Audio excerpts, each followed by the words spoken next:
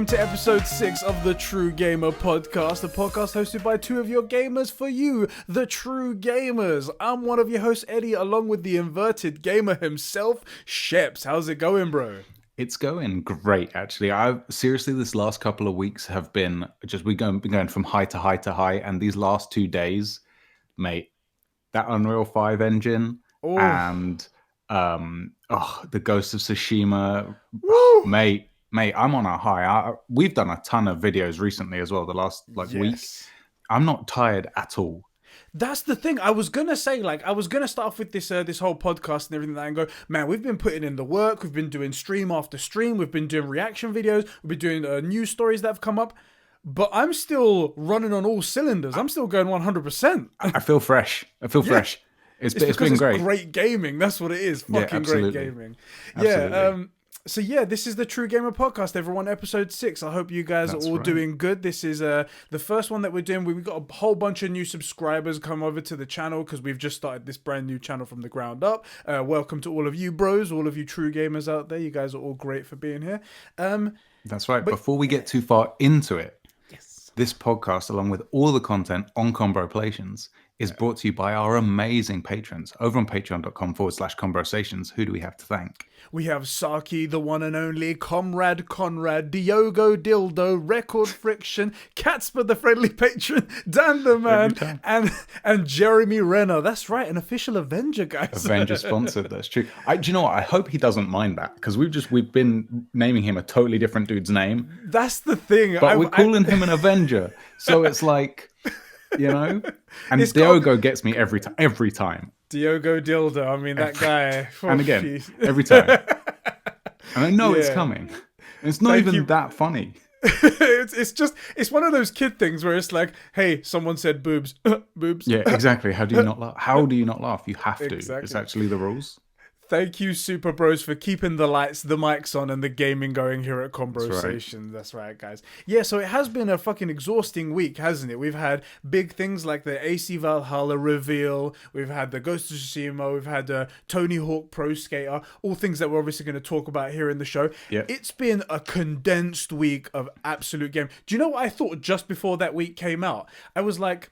oh man, I don't think there's going to be that much actual gaming news, because this Summer Game Fest is just starting up. It's probably not going to get into the thick of things straight away. This is going to be quite tough. And then the last 4 days have just been bang, bang, bang, bang, bang. Yeah, that's pretty insane. It definitely is the case if you're Microsoft. And I don't want to pat myself on the back, because we're probably going to go hard on Microsoft again, just from what hasn't been said. There's a lot to talk about that hasn't been said, like you said, yeah. But in particular, the AC Valhalla thing, I was really interested in that. They used the word specifically, gameplay reveal.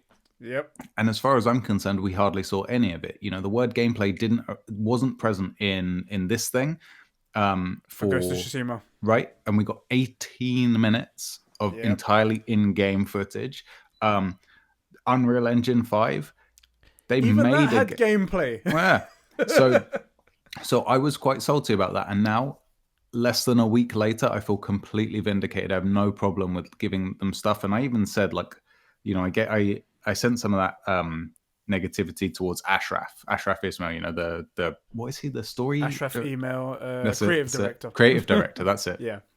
And people gave me a hard time for that, and they were like, why are you doing this? Because it was Microsoft that sort of did the thing, right? Microsoft used up a ton of the goodwill that Ubisoft had for this game, and he should know that Microsoft you shouldn't let them. That's the thing, Microsoft came out and they said, this is going to be a gameplay reveal event, but you are still your own entity, and it's not like Microsoft rules you or anything like that. I get that there's background deals and you want to keep nice and play nice, but he could have, because I think just before that, he did temper people's expectations, but it was mere hours before it went live. Not everybody got to see it, and it was too far gone. It was too far The gone. marketing powerhouse of Microsoft says gameplay reveal Assassin's Creed Valhalla, right? What they could have said is, Assassin's Creed Valhalla in-game teaser. Yeah, You know? and Ubisoft's marketing as well said the same thing. It was just Ashraf that said something different close to the time.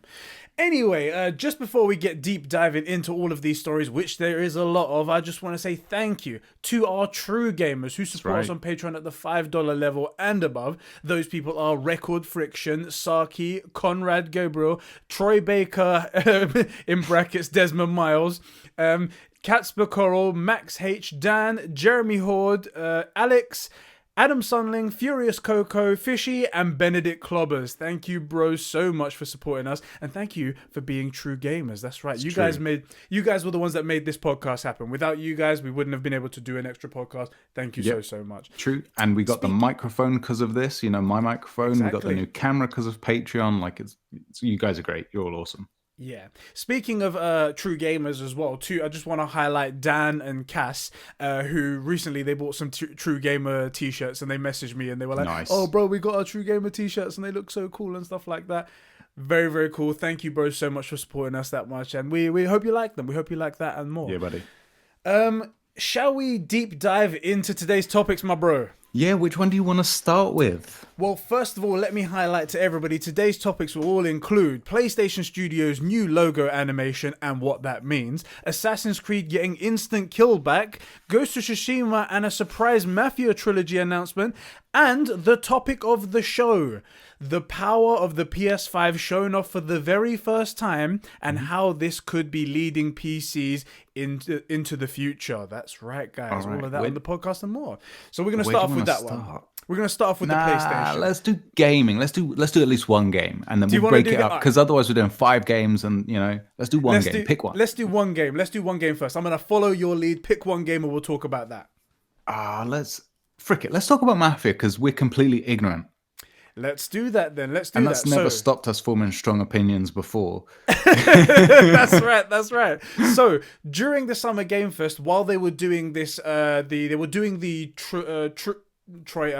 Tony Hawk Pro Skater announcement for the. You were going to say Troy Baker, weren't you? I was so gonna. While they were doing that Tony Hawk Pro Skater announcement, out of nowhere, Mafia just released the collector's edition, the collection that they're selling soon. It's going to be a remake of Mafia 1 and a remaster of Mafia 2 with Mafia 3 details to come.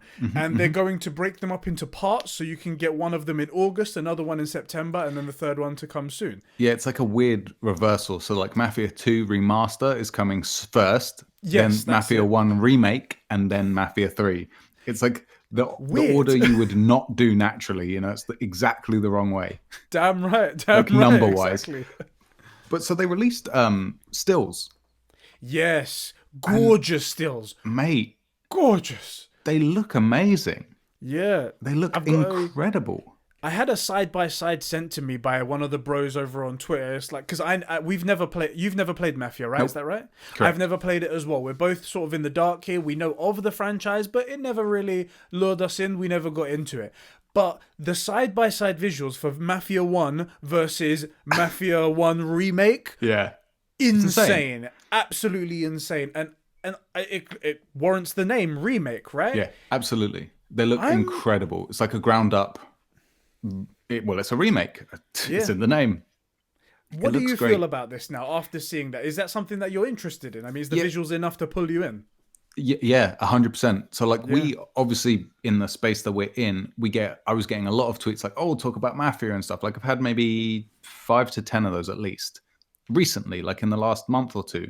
And this is a game that I've heard of, don't really know anything about, and I'm like, I don't really know if it's my place to talk about that. I'm never going to get it. And then I see these stills and I'm like, you know what?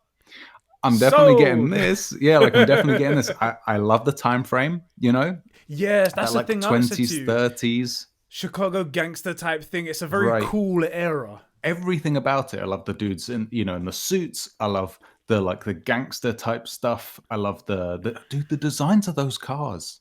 Oh, gorgeous. They are beautiful, mate. Just crisp. And one of the things, so we've done podcasts before. Yep. The Conbrosations one we do on the main channel all the time. One of the things that we have always liked to do on the channel is to have one of us know what was coming up and the other one not, so we get a genuine reaction to like news. And that's been difficult a few times because sometimes it's been really big news and one of us has had to like not learn about it, you know? Yeah.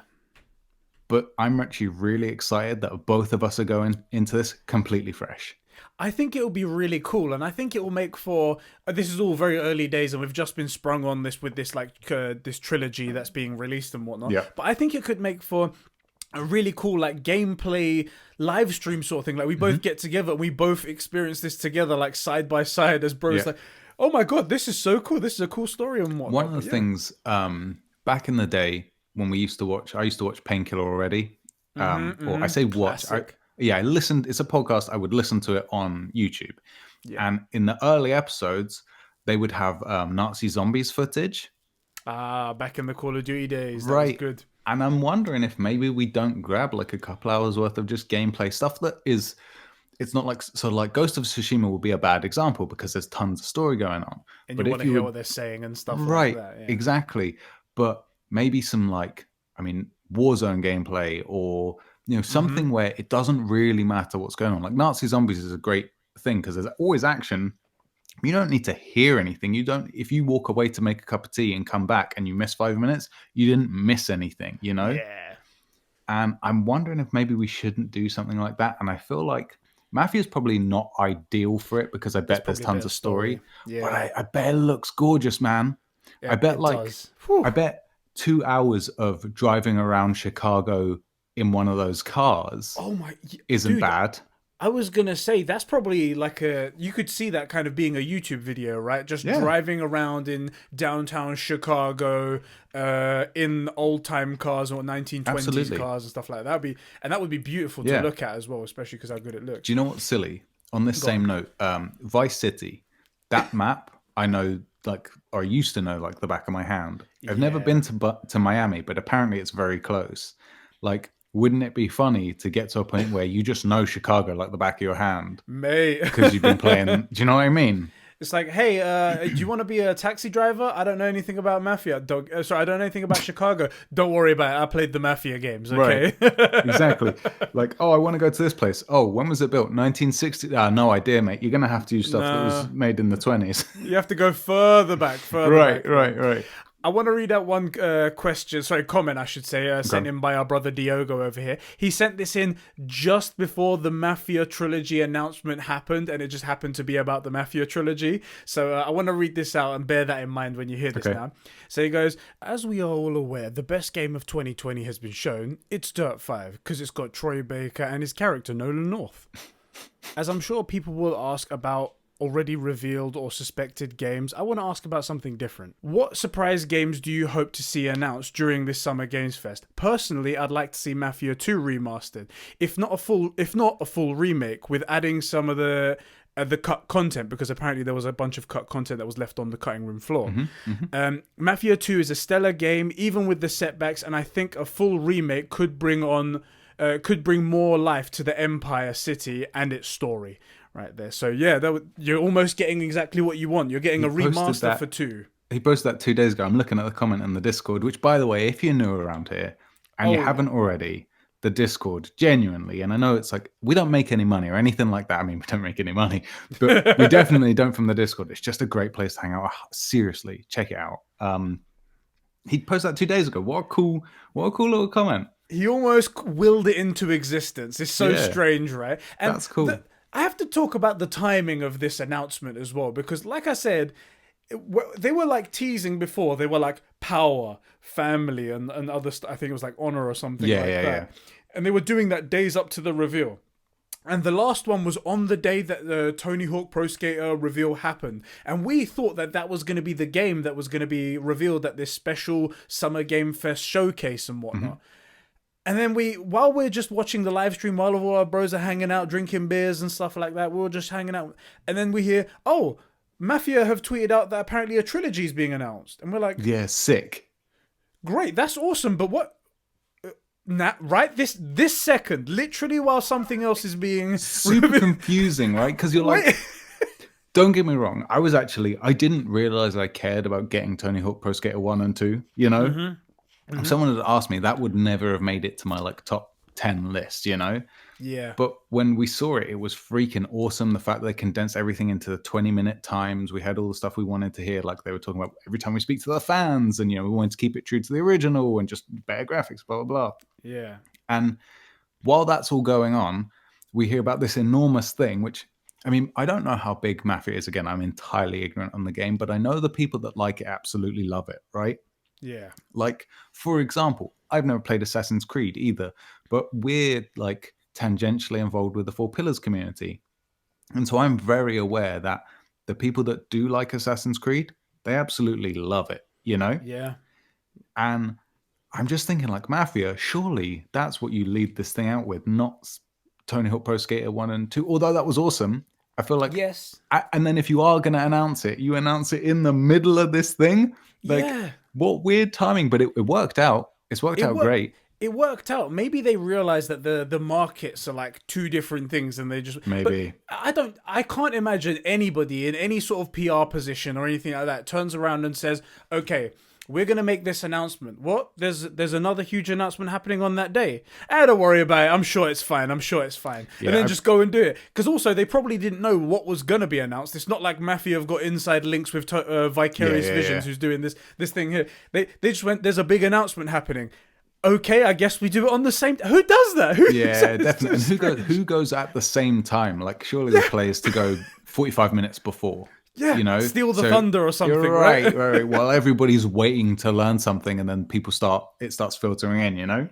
Seeing as we've kind of talked about Tony Hawk Pro Skater, let's finish off that conversation as well, because that was one of the things we're going to bring up. 4th of September, we're going to get Tony Hawk Pro Skater 1 and 2 combined in a package for you. And if you pre-order, you get a demo as well to play before the launch of the warehouse level, the classic warehouse level. Love that level. So cool. The difference as well in graphical fidelity, like jumping from is it like PS2 and PS1 level graphics? Yeah. All the way up to modern day. This is a true remake. It's gonna be 4K 60 frames per second, which is fucking insane. It's not the most complicated game, but it's a huge jump. It's a great way to spend some time though. Yeah. I actually can't remember because I've had so much new information in the last few days. Did they say if it was keeping the original soundtrack? Yes. Great. That was the thing. I remember in the stream, you was like, "Will it have the original soundtrack?" And then it just came up on the screen. It's like, "Mate, original soundtrack." Like, oh! That warehouse level with Guerrilla Radio. Oh, my days. So good. Rise Against the Machines and what? Anyway, it's just great. So good. Really, really looking forward to it, which I didn't think I would. Like, well, that's a lie. It's not a lie. It was completely wrong. Totally different thing.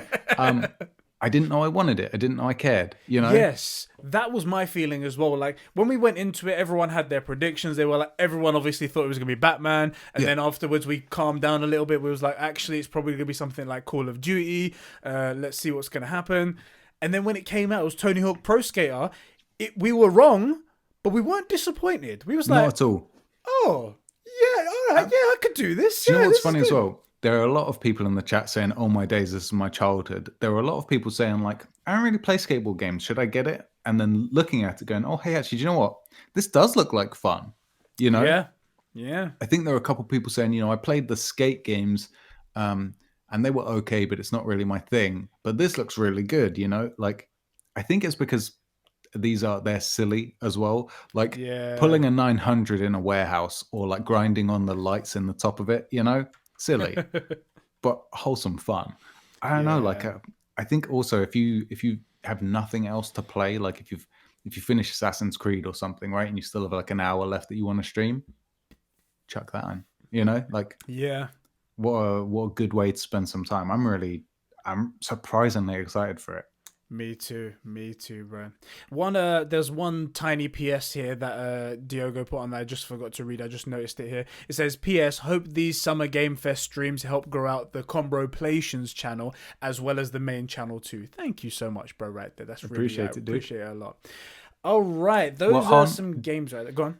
Diogo put it in and we might as well talk about it. He said, "PS, so it's thin, but we'll use it as a transition. The PlayStation." We have had. I'll work it in, bro. Don't you worry. Go on. I want to know your feelings on this because I feel like I come out quite hard. and quite heavily against Microsoft because I'll be upfront. I'm salty. I'm a jilted lover, right? I absolutely adored the Xbox One, the original Xbox and the one after it, and my 360. Yeah. Was it 1, 2, and 360? I feel like 360 is the third one, right? I Not sure. think it Can't remember. was Maybe the original. second. I don't know. I think it was the second one. Yeah. I've got most of them. I've had, the only one I haven't got is the Xbox One. Okay. I absolutely love Fable. I absolutely love Halo. I mean, I'm not the hugest fan of 343, but in general, Halo's 1 to 2, big fan. Reach is all right. ODST can fucking suck a dick, but and 4's not great. How do you feel about the PlayStation? Because a few things have come out, like the Unreal Engine. Actually, I don't want to cover too much stuff. I'll let you take that from there. Let me tell you, but like my feelings right now. I'm feeling a lot better. I don't know if you remember, I said, based on the silence that Sony's giving, I was like, oh, I'm not worried, but there's almost like there's a shadow of a doubt, and it's starting to grow in my head. I was like, what's going to happen? But after some of the things that I'm going to mention in a moment have come out and I've heard about them, I'm like, of course, that's the answer. That's the reason for all of the things that I've been worried about. Let me go into this part here where we're going to talk about the power of the PlayStation 5 and what's been going on and what conversations have been stirring, and then it will answer that question right there. We can have a nice deep discussion. So, the topic of the show, the Unreal Engine 5 got revealed at the Summer Game Fest showcase, and it showed a real-time demo game running on a PlayStation 5. Yep. There in front of us, and they just showed off exactly what Unreal Engine 5 can do. It's incredible, by the way. And it was truly incredible. Go on, tell us a bit more about how you felt, your reactions. Our reactions were posted on our channel if you want to go check that out as well, our live reactions. But my God, I was blown away. Absolutely blown away. Unreal Engine 5 is absolutely insane. Normally, so PS3 to PS4, as an example, pretty linear jump, in performance. Yep. Bit better graphics because now it's got the Blu-ray stuff and bit better performance. But this Unreal Engine 5, the jump from what games currently do and what engines currently do to that is like tripping out of your car onto the deck of the Starship Enterprise. Yes. That's it. That's a good one. That's a good explanation. It's absolutely insane. And just the sheer size of the data that it's processing, they said, and I thought I must have misheard it. They said the word billions of triangles multiple times. Yeah. And I'm like, nah, he must have said millions, And then you see things like, the dynamic, the lighting. Oh my days, the lighting. Oh. How gorgeous and dynamic as well. You can change it on the fly and it will immediately bounce off of all the surfaces and give you accurate lighting. It's so good. It's so good because the way things are currently done is they basically paint a light source into the picture, right? And it doesn't really move. Things are rendered to look like the light affects them. Exactly. Basically, in this, the light actually affects them. And are you going to notice it in every single scene? Probably not. The way I think I said it on the stream was that this is kind of like a movie soundtrack, right? Which is if they get it right, if it's perfect, you won't even notice it. You'll just know this film's amazing, Do you know what it will be? You won't notice it, like you said, it's true. You just won't notice it. But what it will be is that things in a scene that could move, you will have brand new reflections, and it will add to that thing where your brain will pick it up because it notices things that are wrong and notices things that are correct, but maybe you can't put your finger on it. And you'll see a room and you'll be like, oh my God, this is incredible looking. It looks so accurate. It looks so amazing. Whereas before, it would have been one rock would have had an inaccurate shadow on it because it wasn't supposed to be in. COD Ghosts. Do you remember that? God. Where they had Go on, tell them what that was all about. So my God. That's Call of Duty Ghosts. They had this reveal for it, like this little trailer. And there was this one scene where they're walking through a jungle or something. And almost instantly, everybody said, something's off. This isn't good. The graphics look great, but this doesn't look good. What is it? And then somebody figured out that this one scene had 5 different conflicting light sources, but it could only have come from the sun, right? Because it was just painted in, it looked very strange. That It was really strange. uncanny In the valley. background, you could see the sun, and then on the side, you could see God rays coming at an angle, and then you could see another bunch of God rays coming in the distance in the other Right. angle. It's like, this was, what the fuck? But this guy was just like, turn on the God rays, go Right. on, let's do it. Absolutely. And look, I'm not saying this, like, for example, the dynamic lighting. Are you going to notice it, like really notice it? No. And that's kind of the point. It's Yeah. it's going to suddenly be so immersive, and you won't ever have those things of like, you walk in somewhere and just something doesn't feel perfect. Like, not that it feels off, but you can just tell that something's not perfect. I think this is going to be huge. And they showed stills of those statues. Yes. Oh my God. That's where you are going to notice things. So on top of things being infinitely more complex and being, like they said, they can now bring in film quality, photorealistic textures into games now, because the PS4 can now load those huge textures so quickly, whereas previously they just couldn't. It would just pop and then you would be like see it 4 seconds later. That's how powerful the PlayStation 5 is, and specifically the SSD. One other thing as well that you may notice, you may not, but it just shows how powerful the console is and what they're able to do with this new technology, these new SSDs. Even the statues in that big room where she was like opening the central console and the light was coming in, even the statues in the very, very back, those were all 100% fully textured models, just like the ones that are really close up. Normally in development, what they do is they make like a low poly version for the back, because you're not really going to see it and it's going to be blurred out in the back, and it's a way to save GPU power, save rendering power, and save loading power. It's the narrow view, it's the narrow tunnel that we spoke about when she does the flying scene, which we'll get there in a minute. And I want to talk still a little bit more about Unreal 5 itself before we talk about the fact that it was run on a PS5. No problem. I'll kick it. Go into that. First of all, like you said, the sheer number of triangles. I want to say polygons, but it's not anymore. It's triangles. Yeah, they were saying triangles more, so I was like, let's use their terminology. I think there were a couple of other things that you and I picked up on, not just the incredible light. Seriously, the lighting, boys, I cannot tell you enough. And not just importing that just insane level of detail on those things. And honestly, hopefully we'll remember to put up a picture of those things. It is actually hard to look at that and know that it isn't a statue. You look at it, and at least for a good while, you're like, that could be a real statue. You have a hard time telling. Found in the Aztec. That was found in the Aztecs, right? Yeah. I think that's right. There were two other things three things that I noticed. The first two were like, and you picked up on it, her cloak. Yes, her like cloak scarf thing that she's wearing and whatnot. That no clipping. Beautiful. The shadows so typically, and so I noticed this having just seen the Unreal Engine the day before. The cloak in Ghost of Tsushima has clipping issues. It has that same pre-rendered folds and shadows issue, which is cool. I don't have a problem with it. It's just it's the limits of the technology, Right, exactly. And it was just super obvious to see that in comparison with having seen the scarf yesterday, or the day before.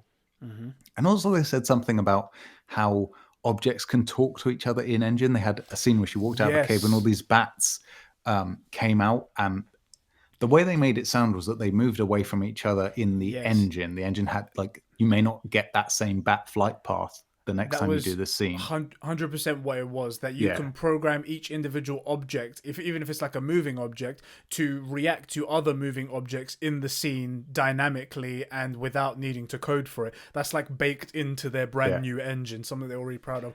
And fucking hell, it's going to show. It's going to show. Absolutely amazing. And then the last thing before we get onto the power of the PS5 was at the end of it, she walks up to a cliff, does like a leap of faith, which was awesome. Yes. And like does this weird like fly jump thing, which looked amazing. And like we said before about the narrow view, the narrow tunnel, that wasn't present here. They rendered that whole thing in from that cliff bit to the Stargate that she ends up on, and it renders all the way out to the sides instantly. Mate, it's absolutely incredible. And that leads on to, they said multiple times, this is running in game on a PS5. Yes, this is all running on a PlayStation 5. They said they told us that they actually made this portion of a game so they could play the game, and all of this was captured through the HDMI port of the dev kit that they were playing right there. So this was an actual game that they made in a PlayStation 5 dev kit. Yeah. Which is insane to think about, because this is the very first PlayStation 5 gameplay that we've ever seen. It's not going to be a game that we can play ever, I don't think. I mean, I think they should, because this was it looked fucking interesting. I was like, I want to play this game. I want to play this game here. It had a voice actor, presumably mocap for her. Yeah. Like, they put a good amount of effort in. I'd love to see that become a thing. Yeah. But what this did show off was just the power of the PlayStation 5 and what is possible. Right. And they're the people that know exactly what their engine is possible of doing. One quote I want to take from because the Unreal Engine is owned by Epic Games, and Epic Games' CEO is Todd Sweeney. Hey everybody, this is Eddie from the future. So I messed up. I know it's really not something that we do here on Conbrosations. Usually we just, we write about everything. We never mess up, and the world has to adapt to us. I know what you're thinking. So I say Todd Sweeney about 17 times instead of Tim Sweeney when referring to Epic CEO Tim Sweeney. Yeah, my bad about that. But yeah, we're just going to leave it in and go with it. So yeah, enjoy. I do also want to point out that Shep's not at one point corrected me, so he's at fault as well. Fuck him, and I'm taking you down with me. Is it Todd Sweeney? Yeah, I think that's Todd right. Sweeney right there. The 4.5 billion man has an office, including one desk and a lightning orb thing. Yeah, he just had this like plasma ball, and he had a desk with a ton of paper just lying around on it and stuff like that. Cable management was awful as well. We're like, this guy's 4.8 billion? Okay, all right, whatever you say. Anyway, so there's a few quotes I just want to pull out here, and this was from the interview that they were talking about, and also things that he's mentioned on Twitter and stuff like that. A lot of PC gamers got very angry about some of the words that he said based on the SSD and the PS5 and how it's way more advanced than anything that's on the market and stuff like that. But I'm going to read this quote out to you. So, according to Epic Games' CEO, Todd Sweeney, what the difference is, what the PS5 offers is beyond what is available on any top-end PC. The PS5, and this is a quote, the PS5 has an immense amount of GPU power, but is also a multi-order bandwidth increase in storage management, he says. We've been working super close with Sony for quite a long time on storage. The storage architecture on the PS5 is far ahead of anything you can buy on the PC for any amount of money right now. It's going to help drive the future of PCs. End quote right there. So that was actually going to be my question to you, because they asked, or Jeff Keighley asked a couple of times, and the question was very strongly avoided. How does this compare running on an Xbox? My question to you is, do we think, so like we know it's not power, we know the quote unquote, the horsepower is about the same in these two consoles, right? It's the way things are delivered, and the PS5 has this really unique proprietary SSD that allows it to access a ton more of its data just so much quicker, right? Yes. The analogy I gave was like the Xbox went for a single lane motorway with a really high speed limit. Yep. And the PlayStation went for a multi-lane highway with a slower speed limit, although actually, as it turns out, the speed limit's also faster. Yeah. So my question was going to be, do we think that they avoided the question about Xbox because it just isn't as powerful? Or do you think that the reason they specifically ran it on a PlayStation wasn't because they were trying to show it off on a console? It's because the current architecture, so even on a beast gaming rig, it just isn't set up to run the task. And because of the way the SSD is in the proprietary Sony stuff, it could just run this task in a like 2 next gen way. That is exactly the reason I think it is. And that is the point that I think I want to make right here. That's the point of the show that I want to hear from all of you guys as well, watching as well, the live premiere and stuff like that. This technology in the PlayStation 5, as said by Todd Sweeney right here, I keep saying Tim Sweeney. I don't know why that's in my head. Todd Sweeney right here. is that the architecture of this new SSD, of this proprietary SSD that's never been seen before, is not available on the market right now for however much money you want, is leading technology, is actually leading PCs as well as the other Xbox, as well as everything. It's pushing the whole of technology. So now, for once in life, it seems as though consoles, or at least this console, the PlayStation 5, is pulling PCs into the future when it comes to gaming. And I think that's an incredible moment. That's an incredible moment in history to consider right there. It's amazing. I have a tell me what you think about this, kind of a prediction. Go on. I think that PS5 versus Xbox Series X, pretty comparable actually. I think so. I think this generation, I think the PS5 is going to be better. It's the one I'm going to get, right? Yeah. But the way everything is generated, and I think just if, let's say you get Call of Duty, or what's just a third party game that's really big? Assassin's Creed. Yeah. Those games aren't going to be able to make the best use of the PS5's just insane upgrades, Yep. I don't think they will try either. It's just cost more money to do that. Right. And I also think that the Unreal Engine, it's not going to be widely adopted for a good few years. I think it's so much further ahead than people realize that people aren't able to make stuff for it apart from the Epic. Yeah. Do you know what is going to be the first game that I theorize that will have this game, that have this technology? Obviously, they'll use it in things like Fortnite, but Fortnite's not really going to show you how much it's going to be used. I mean, how much more good looking could Fortnite get, right? Okay, it looks like a cartoon now. A really good looking with ray tracing cartoon. Great, we get it. Yeah.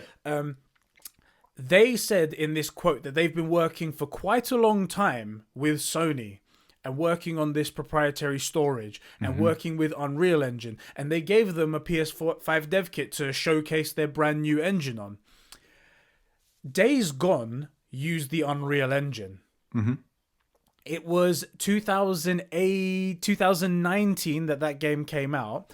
I think they've been working with them, and they're working on the sequel to Days Gone, even though I don't know if many people want it, or maybe they can set a new story and maybe bring it back and maybe everyone will like it and whatnot. But I think they're working on a Days Gone 2, and they're working directly with the guys who make the engine, and they've cut some sort of deal where they're like, okay, you can work on our brand new console. What kind of modification? What would you like to see? We can incorporate that into our console if you like, and stuff like that. I think that will be the first time that we see it, which will probably be around about like 2022, 2023 or something like that. Quite far out, like you said. Yeah. Do you know what? I think I'm actually going to change my little prediction, because I completely forgot they said they were working with Sony. Because the thing that really sets these two consoles apart. So I honestly believe for third-party titles, you're not going to be able to tell a difference for the most part, right? No. Because the third-party developers are just developing games. Yeah, they do the lowest common denominator as well. Right. They're like, just get it running. That's what we can.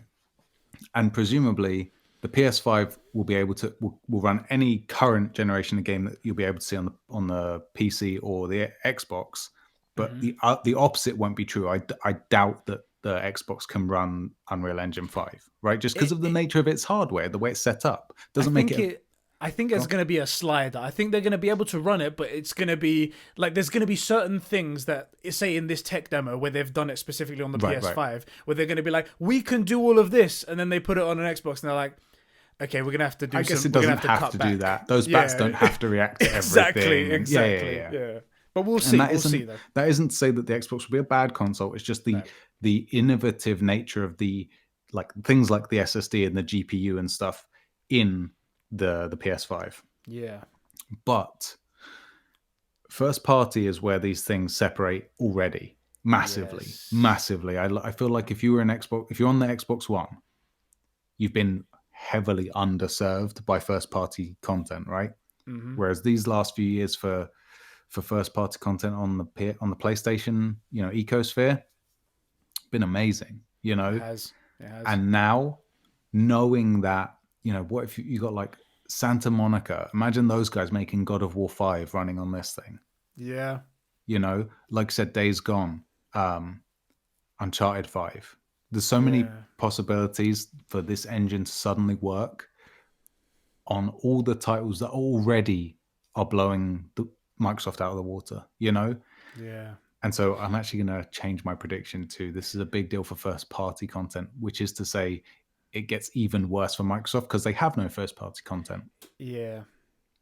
Do you know what's really gonna show? And it's all because of the things that you've said that's made me think this. And I thank you for bringing this to my mind and whatnot. The third party content that comes out, and it's gonna look fantastic because we've got so much more power now to leverage and whatnot. And they're gonna look great. All of them are gonna look fantastic. But like we've seen in the past, when it came to PS3, when we saw PlayStation exclusives, they were a lot better than traditional third-party games because they knew how to use the cell processor because they could work with Sony. Same thing with the PlayStation 4. You've got things like Uncharted 4, unbelievably more beautiful than any other game that's ever out there. Like, that's so fucking fantastic. God of War as well, same sort of thing right there. And then it's going to come to the PlayStation 5.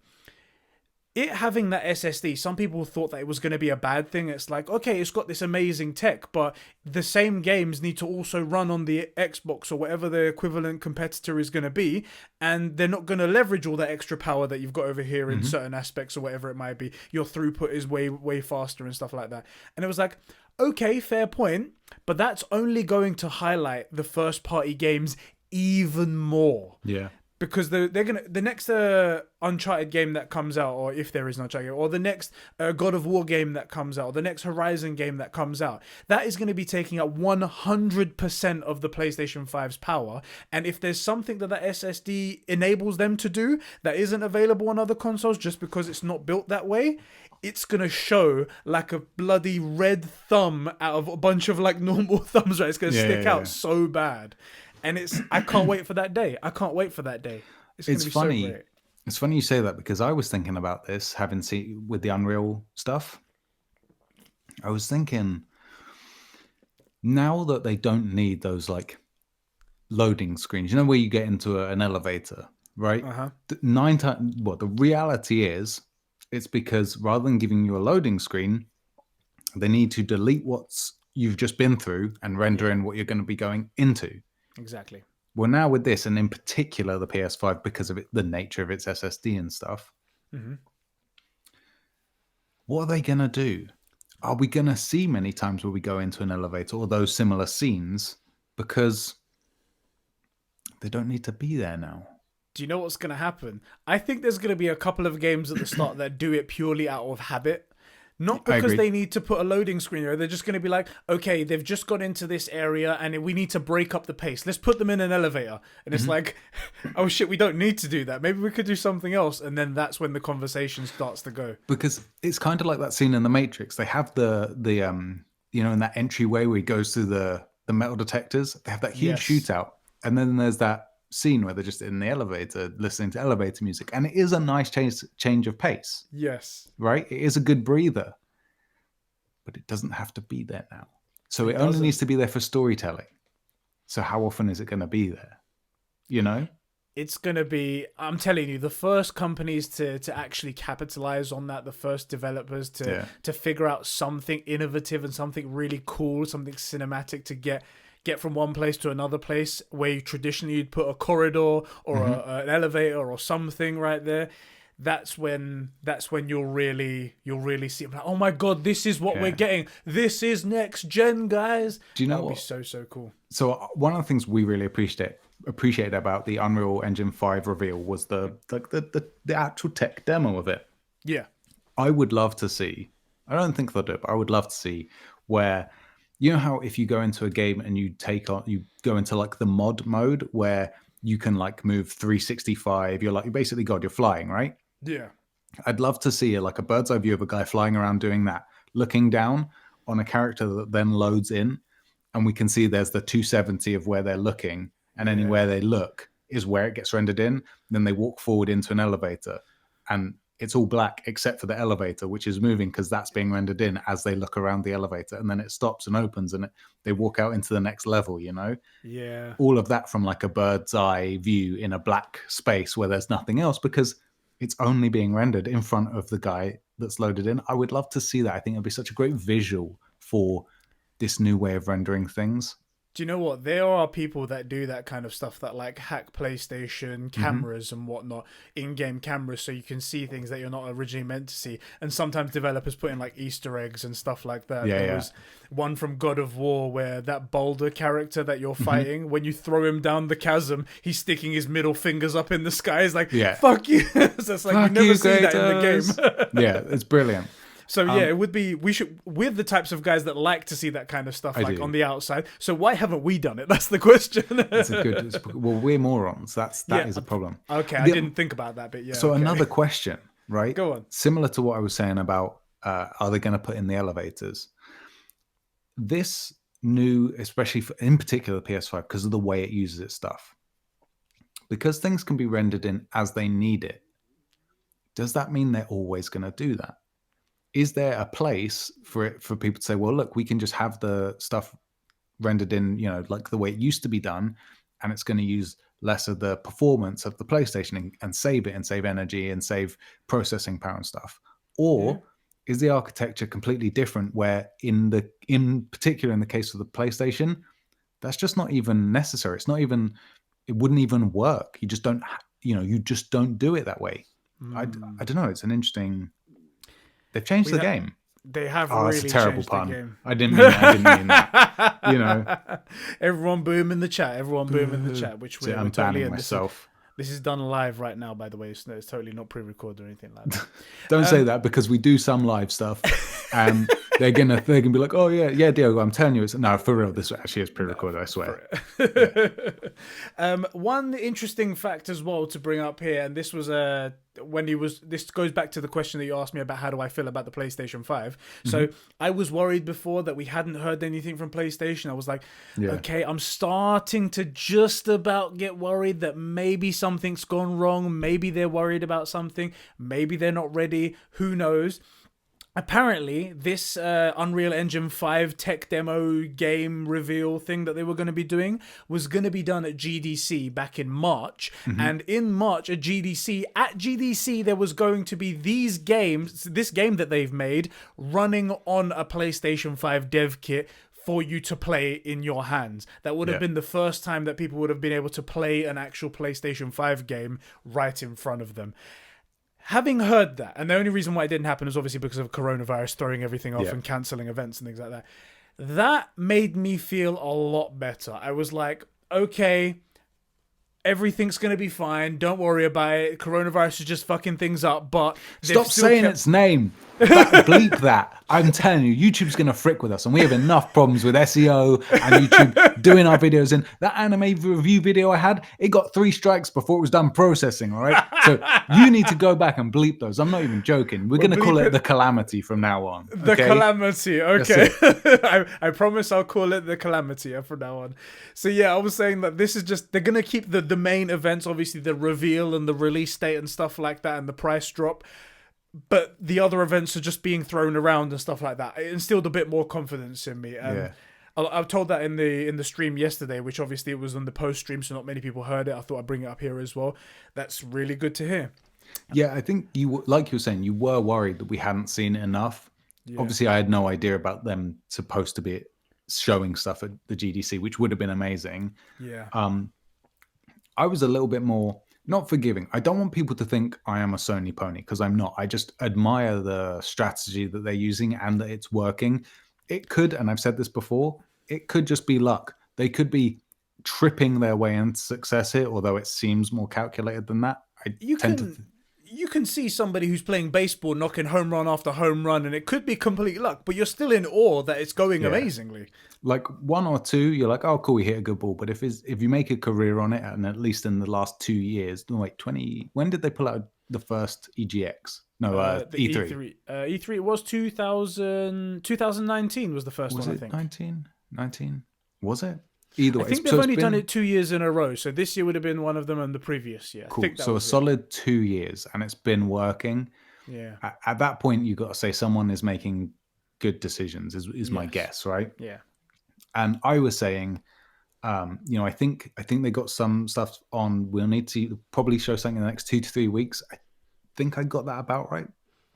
I think we got the Mark Sony deep dive in that time, which cool. was something. So we did. But we was like, maybe not for us, but it was cool to see. Very cool to see. It wasn't meant for you and me, like as it wasn't meant for the commercial, your everyday gamer, but it was something from Sony, and that's kind of the point. That had been what I'd been getting at. Now, do you know what? Frick it. Changing topics almost completely. Ghost of Tsushima. Yes. First of all, god damn. Yes, god damn. What do you want to talk about first? Because I feel like this is two things. This is one, the whole Ghost of Tsushima thing, which, damn. Yeah. God damn. But also, we can talk about Xbox in this as well. So Xbox will be... Let's leave that to the last one, because that is actually the next topic and whatnot. Just before we move on to Ghost of Tsushima and whatnot, I just want to bring up one very small topic. PlayStation Studios as well, they've revealed a brand new animation logo. Yeah. Looked like the whole Marvel logo. There was a bunch of people saying like, hey, they just ripped it off of the Marvel logo. And then there was a bunch of people that said, hey, they stole it from the Xbox Studios logo. And then there was a bunch of really smart people who said, wait a minute, PlayStation Originals was a thing back in 2015 and it used this exact same style, so actually it didn't rip off anybody. Yeah. I mean, but it's really cool looking though. I do like the Marvel, the PlayStation Studios look. And it does set a precedent that whenever you see that logo, much like the Marvel Studios logo, you're going to be getting something quality and something good. Yeah, I agree. I think it's also that iconic thing, like, oh no, it looks like the Avengers logo. Oh, boo-hoo. It's reminiscent of the most successful film franchise ever. You mean it gives you a hard on every time you look at it? Oh terrible. It's similar to, but legally distinct from. Like, are you kidding? Ridiculous. But yes, Ghost of Tsushima. Let's talk about that first of all, and then we'll move on to the Xbox thing, which I said will lead into our next topic. Cool. So, Ghost of Tsushima. Yeah. Give me your feelings, my bro. So, I want to make sure I don't overhype this and don't overextend myself here. I think you're gonna, but go ahead. I'm gonna. I have said this year, even before The Last of Us 2, so I don't know what's happened. Like, I haven't seen the leaks and the spoilers and stuff. I hate that stuff. Even if the game is, I've seen that people are salty over it. I don't know what. I have my suspicions. Thank you to Diogo, by the way, for keeping our Discord safe and whatnot. He's you're a saint. So diligent and he's helping us out to make sure no one gets spoiled. Thank you. You really are a saint. Even before then, I've been saying that the two games I'm most excited for, the game I was most excited for, without a doubt, is Cyberpunk. And then, as time has been going on, I started getting a bit more keen on Ghost of Tsushima. Yep. And in the last maybe month, I've been really excited for it. Yeah, and then I've seen it grow as well in you. It's just so cool to watch. Right, and then the whole Last of Us 2 thing, and I don't know what's happened, but I hear that everybody's salty about it. And I'm like, I'm also a little bit worried because The Last of Us was so good that the likelihood that they can even match it, let alone exceed it, so low. Really I hope they do. Right? I would love to be, and I've said it a million times, I'd love to be wrong about this. I'd love for The Last of Us 2 to just blow everybody out of the water, to be one of the best games ever created ever. Yeah, we'd want. You said many times you want someone to come up to you and go, "You fucking idiot! How did you ever think it was going to go bad? Of course, it's going to go great." That's the greatest timeline. I would love for that to happen. Yeah, but so that started happening, and then we started seeing some stuff for AC Valhalla, and because we knew about Ghost of Tsushima, and I'm like, it could be cool. It reminds me of Ninja Gaiden. I remember playing that. That was fun. And then we start seeing Assassin's Creed Valhalla. And I'm like, cool, this looks interesting. I'm not really an Assassin's Creed fan. And as I was thinking about it, like, what is it that I'm liking about this? Oh, yeah.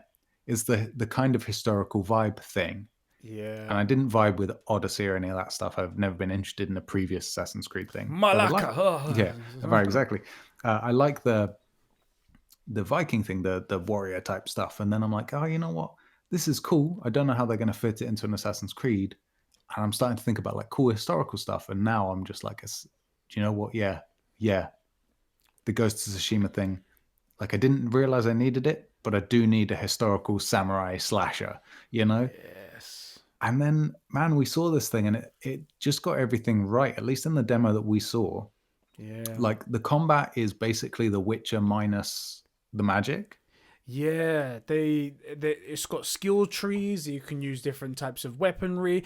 Something as well that I didn't notice on the first watching, and I had to rewatch it obviously because I did the editing for the reaction. Mm-hmm. There's different stances you can pick based on different enemies that you come across, and they're Japanese stances, like samurai stances. So I don't know many of them. I only know from the context of it. It was like water stance, and he puts his sword up in a certain position, and there's another stance, and he puts it in a different fighting style based on the enemy that you're going up against. And I was like, oh my God. Yeah, that's very old school samurai movie stuff. Like I dig that stuff. Also, fun fact for Anime Club, we'll be doing Samurai Champloo, which is it feels like it fits this very much. And after having played this, I think you'll really vibe with it. You think I'll be like, I need more samurai, and then I'll go into that. But yes. Do you know what? Because of where it is, I think I'll maybe move it up. I was going to do Cowboy Bebop first, and then they're made by the same guy, Shinichiro Watanabe, I think it is.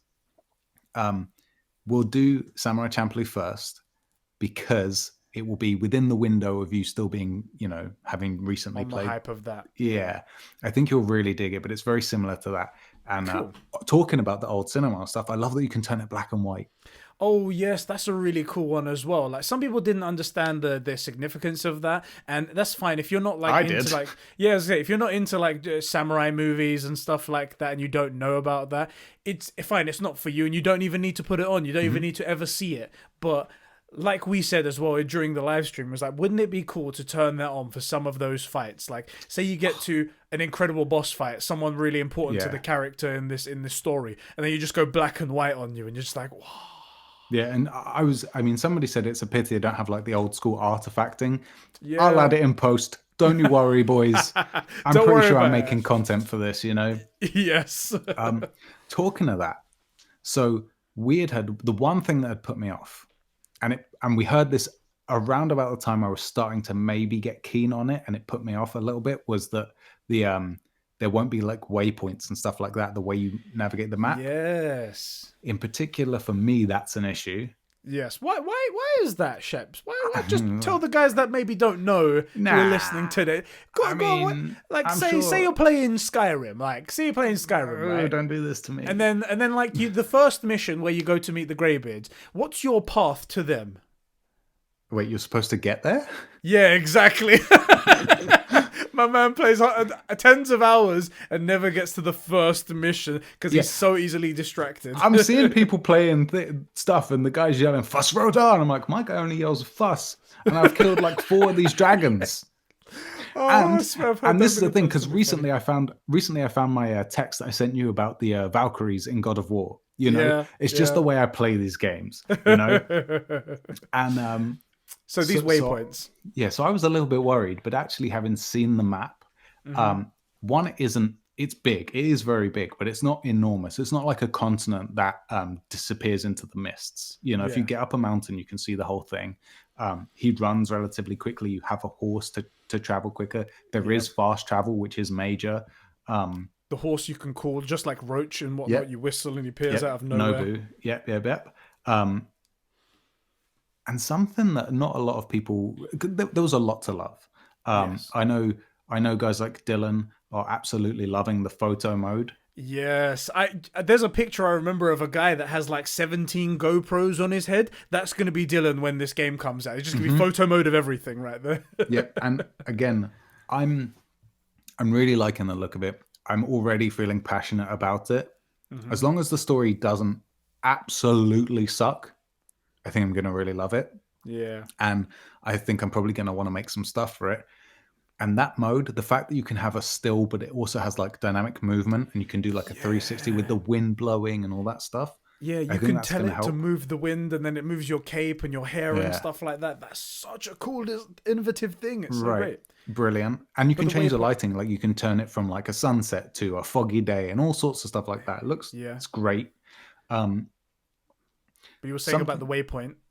Oh yeah. So something that no one else seems to really have cared about as much as I do, because I just appreciate it from like a storytelling mechanic. The fact that it's the wind that tells you where to go. Yeah. That I really dig that a lot. I think that's so cool. It's also very Japanese cinema, Yeah. Very And immersive as well. Like in yeah, Japanese cinema and whatnot, like you see like a leaf or like a flower petal or something flow in a cherry direction. blossoms are a huge thing. Exactly. And it would like attract the attention of the camera and the character, and you'd look over there and then there would be the thing that you need to Right. go to or need to see and whatnot. It's such a cool way, so immersive. Combine that as well with the amazing soundtrack that they had going on as well. Yeah, the score is amazing. I wanted to like my heart was feeling things, and I was like, wait a Yeah. minute, I'm a cold dead human. How the hell do I find Right. this feel? How do I feel something in my heart here? And the fact that you can switch it to Japanese if you want. If you want that Yes. Japanese cinema experience. You know, if you want to feel more Watashi wa katana no ryu. You know? Like That was really good. I like that actually. There's probably people going to be like, "Hey, Shep's racist. That's Right. what he is." But I liked it. yeah, my dragon sword. I I dig that. I think that's going to be really cool, and I wouldn't be surprised if we don't see somebody very, very creative recreating like Seven Samurai basically in this movie, in this game. I called it a movie because it's so cinematic. Yeah. Another thing that I really dig, the stuff, because I really dig it because I'm going to explore the entire island before I even find out who the bad guys are, you know. And I know it's the Mongols, but I'm never going to meet one, you know. You might stumble upon one, but never on purpose. right. Might accidentally beat the final boss or get in a fight with them before. We shan't talk about the Valkyries. Oh my god. But one of the things I really dig is that it rewards you for exploring and noticing things. Like the guy said, the dev was saying, was it a dev? Whoever was a dev. narrating it, It was a dev, was yeah. saying, you know, look, you're not told where stuff is, so it's up to you to notice that animal acting strangely, or that bird flying in that direction, or that weird looking tree, smokestack or whatever. Yeah. And that's exactly, first of all, that's exactly how I play it. That is music to my ears, Yeah. you know? So, you know, I absolutely dig it, man. It looks awesome. And the free running, it's got like an Assassin's Creed vibe to it. Yeah, you can like climb up on things on top of like there was a shipyard and you climbed So on like smooth. a wooden ship. It looks so great. You've got like an anchor thing that you can throw and pull yourself towards. You've got numerous amounts of weapons. You've got ninja stars. You've got smoke bombs. You've got distraction like firecrackers and whatnot. Depending on how you play it, though. That is true. So that's something that. Would you mind if I was to explain that one? Please. So there was two fighting styles, and they came up to this shipyard with this like Mongols territory essentially, and you had to go and burn this this gunpowder that was hidden in the back. And first attempt, he goes in there and full kitted out samurai outfit. Beautiful like warrior's outfit. It looks so cool. He stands off. He pressed stand off, the button stand off, to stand off against the people at the front gate. And he's holding his samurai sword in his what's the sheath? In the sheath right there. And then immediately, the most coolest bullet time effect. Just he pulls his knife out in one swift blade, cuts the guy into pieces. Yeah. And then another guy, and then another guy. And three people are basically, you know, in samurai movies, when you cut someone, they don't get thrown back. They don't fall onto the ground. They sort of like stay there, almost in disbelief, like they've just been chopped in half. Yeah. And then they fall down to the floor. They're like, oh. It's the Resident Evil movie, you know, the laser grid. Yes. It's that you're still, the thing is so sharp that you're still together, things are still working. Yeah. And it takes you a second to realize that you're dead, you know, that you're no longer in one piece. And that's also very anime trope, you know, like you must have seen the things where the guys like they'll pass each other and then one falls over. Yep. You know? I've seen it, yeah. And that was what happened anyway in the first one. And also he goes further into the shipyard. He kills a bunch of people and he does his changing of the fighting styles.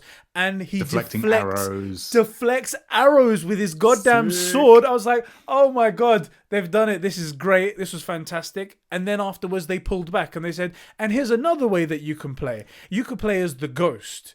Yeah. And the ghost is all stealth based, where you can go through the grass, you go round the back, you can stealth kill someone with like a dagger. It was very much like Assassin's Creed, sort of like hidden blade style thing.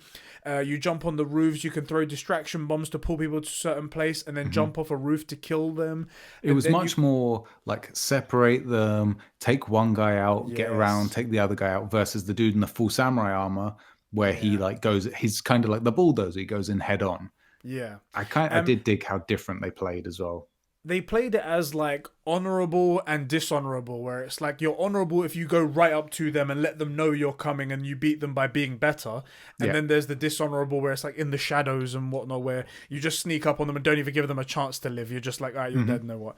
But there was also another cool thing. While you were playing like that, even though he got spotted by the big heavy guy towards the campfire at the back, he still stuck to his... So at that point, if it was me, I'd be like, shit, pull out my big sword and start slashing people. I guess we're going noisy then. I guess we're going noisy, right? Time to get loud. But at that point, he still carried on going, and he threw one of those distraction smoke bombs down, and that like disorientated everyone. The camera went all weird, and then he gave him a quick shank, and he sorted him out there. It was very, very cool to see those different types. And it was cool. In general... This is how you do a games reveal, gameplay, show off, whatever it is you want to call right here. Completely. My God, this was so good. It was perfect. It was the absolute tone that we needed. If you want to show something and you want to tell people stuff as well, do it the way they did it. You whittle it down to the bare essentials of what you need to say, plus a hair of presentation, and say it over the top at a point where we're not super focused on what's going on. So like while he's on his horse galloping to and fro, that's how you tell us that, the wind guides you and check out the animals. You don't tell us that in the middle of the combat. Do me a favor though, when you get to that shipyard, make sure to save when you're next to the coast. Because I remember what it's like watching you play and finally beat those guys on the beach. Fricker. Look, that was all Furious Coco's fault. That motherfucker, if he didn't come in and tell me to carry on playing, then we wouldn't have had that issue in The Witcher where I lost that save. Ollie. Fucking, I am furious at you, Furious Coco. So that is how you do a games reveal, in my opinion. Completely. And some people would like to make the excuse that, okay, this is a game that's coming out fairly soon, so they can show off a ton of stuff. But then I'll give the example that I've given before. God of War's first showing was a gameplay demo of Cory Barlog showing off the game live on stage at E3 in front of everyone, the first portion of it. So... tell me which one has better impact, God of motherfucking War or any other game that you've seen that teases things and just shows a name or whatever and something like that. People said, they said teaser, blah, blah, blah. And my contention was, they also said the words gameplay. Yeah. And then we went out and found, I think Diogo sent us the Assassin's Creed one, and one of us found the Witcher 3 one. So there was an Assassin's Creed from 2011, which the exact same title, Gameplay Reveal, had minutes of gameplay. Now, it was detached by the camera, you know, so it was more cinematic, but that is how it was going to look in game. The Witcher one was like 5 to 8 minutes long, included a ton of in-game stuff. Exact same title, Gameplay Reveal. Yeah. The Microsoft stuff, it's just been so poor this same generation. Now, they haven't had the DRM scandals yet. Yes, but they've had enough. It seems to be like a thing. Like everybody has been saying, like my one thing that I'm like prejudiced against is suits, Yeah. But they keep making mistakes. They keep making it easy for us. Let's transition into the Microsoft talk then. So this is the other thing that happened during in between the two podcasts that we're doing here, and that was that Microsoft did a gameplay reveal event. Microsoft held an hour-long Inside Xbox event that showed off 12 third-party games: Bright Memory, Scorn, Dirt 5 Medium, AC Valhalla, to name a few. And the event itself was widely criticized by gamers and by us. Yep. Do you want to explain maybe why, Sheps? Yeah, sure. So something that I don't think we even mentioned at the time was that these, and you mentioned it when you presented it, third-party titles, which is a big problem. Because again, if someone was saying, I want to get a console, I honestly, and it's not because I do like Sony. Yeah. Or my PlayStations at least.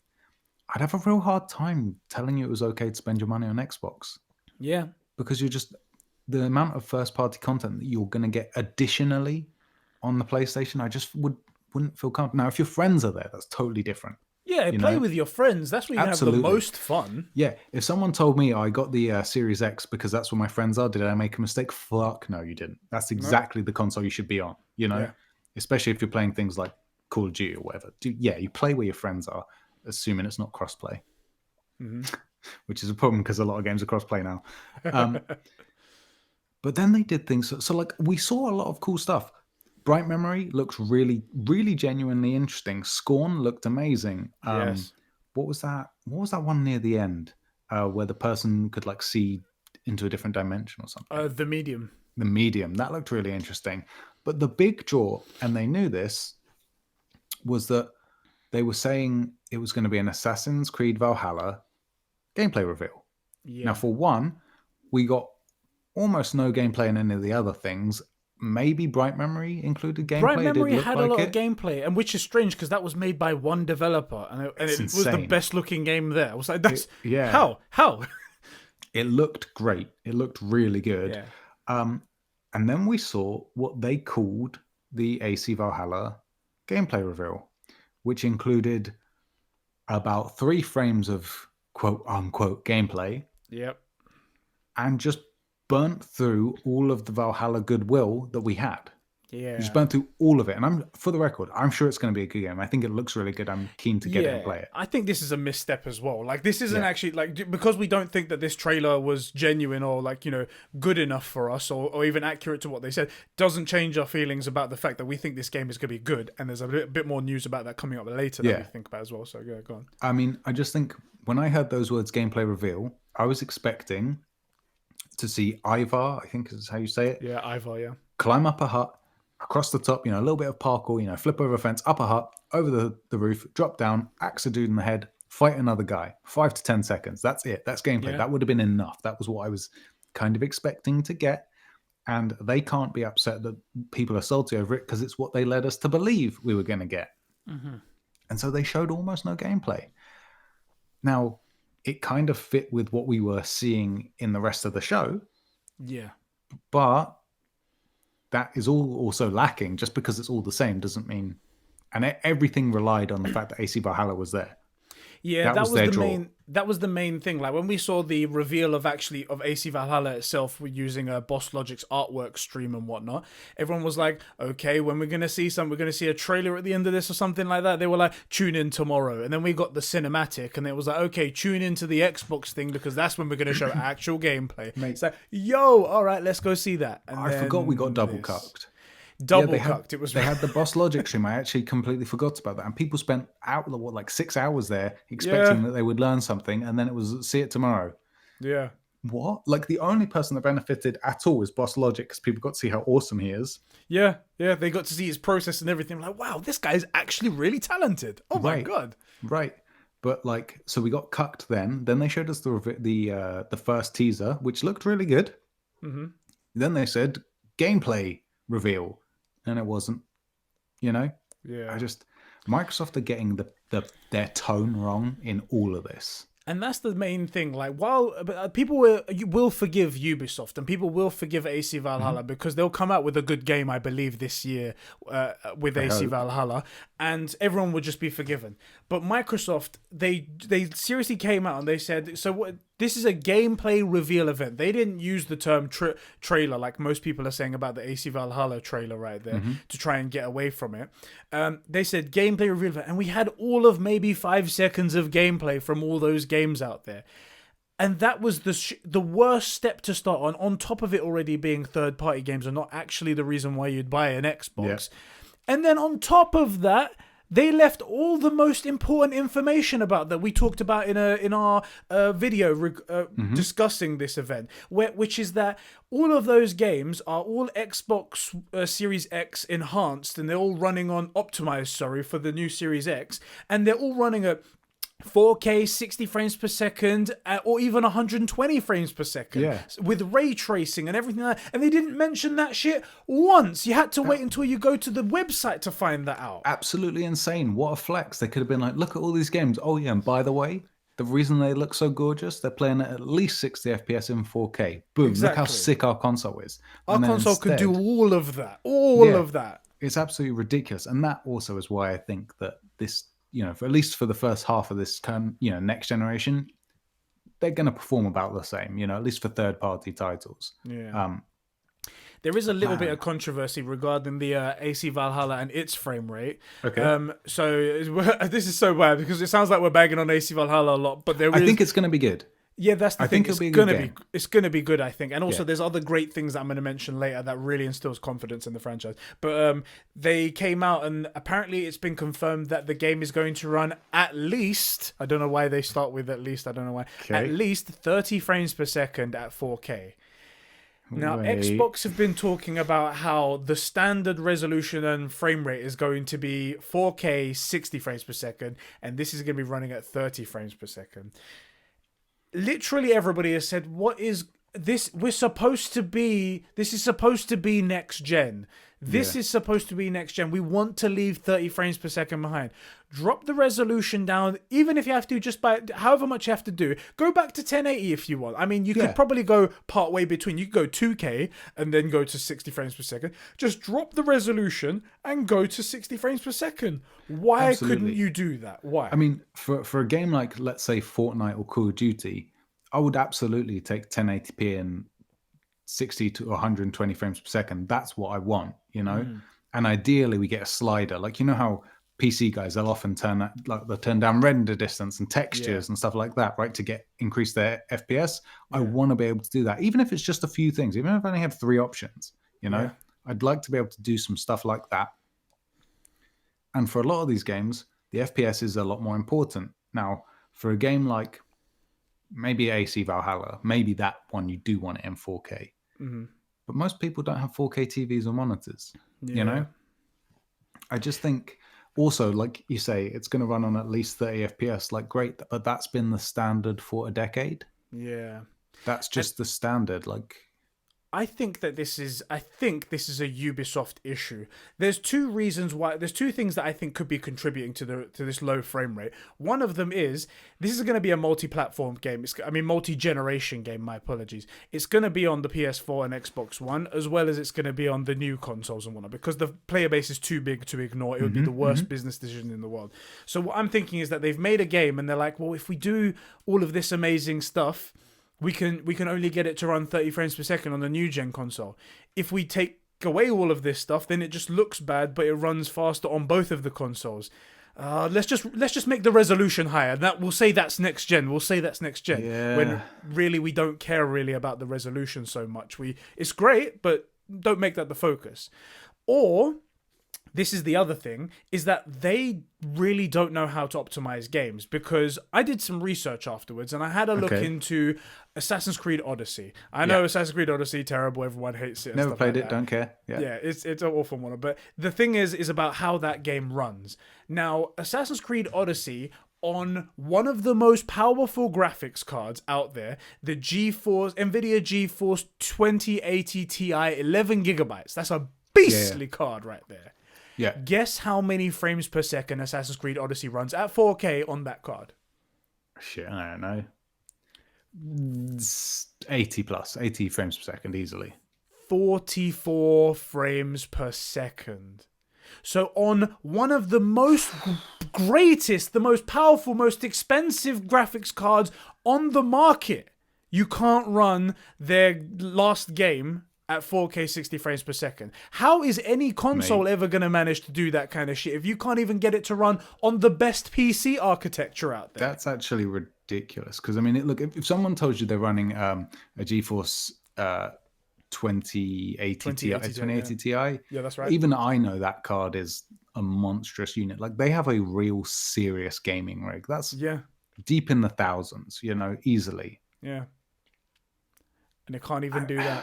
Mate, that is so. That's what makes me think it's maybe an optimization issue. Maybe it's just the coding of the people at Ubisoft, whichever branch they're working on at that time and whatnot. They just don't understand.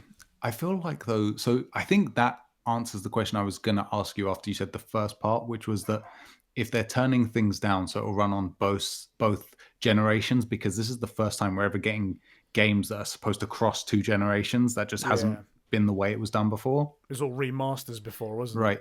Exactly. So, if you went a PS3 to PS4 is the perfect example, because the PS4 just will not read that language. You know that you knew that if you were going to get that game, it's only coming for PS4. You need to transition to the new thing. This time, you get Call of Duty at the end of this year. you're going to expect to be able to play it on your current generation and next generation, which just wasn't the way things were done.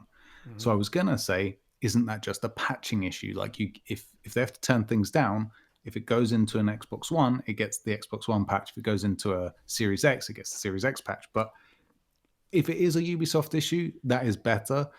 I was actually very careful to say Microsoft is getting everything wrong in their tone. The way that they're presenting stuff, all completely wrong. And I think you summed it up perfectly by saying that not only did they get the tone of their presentation wrong, but then they completely forgot to mention that these were all 60 FPS at 4K.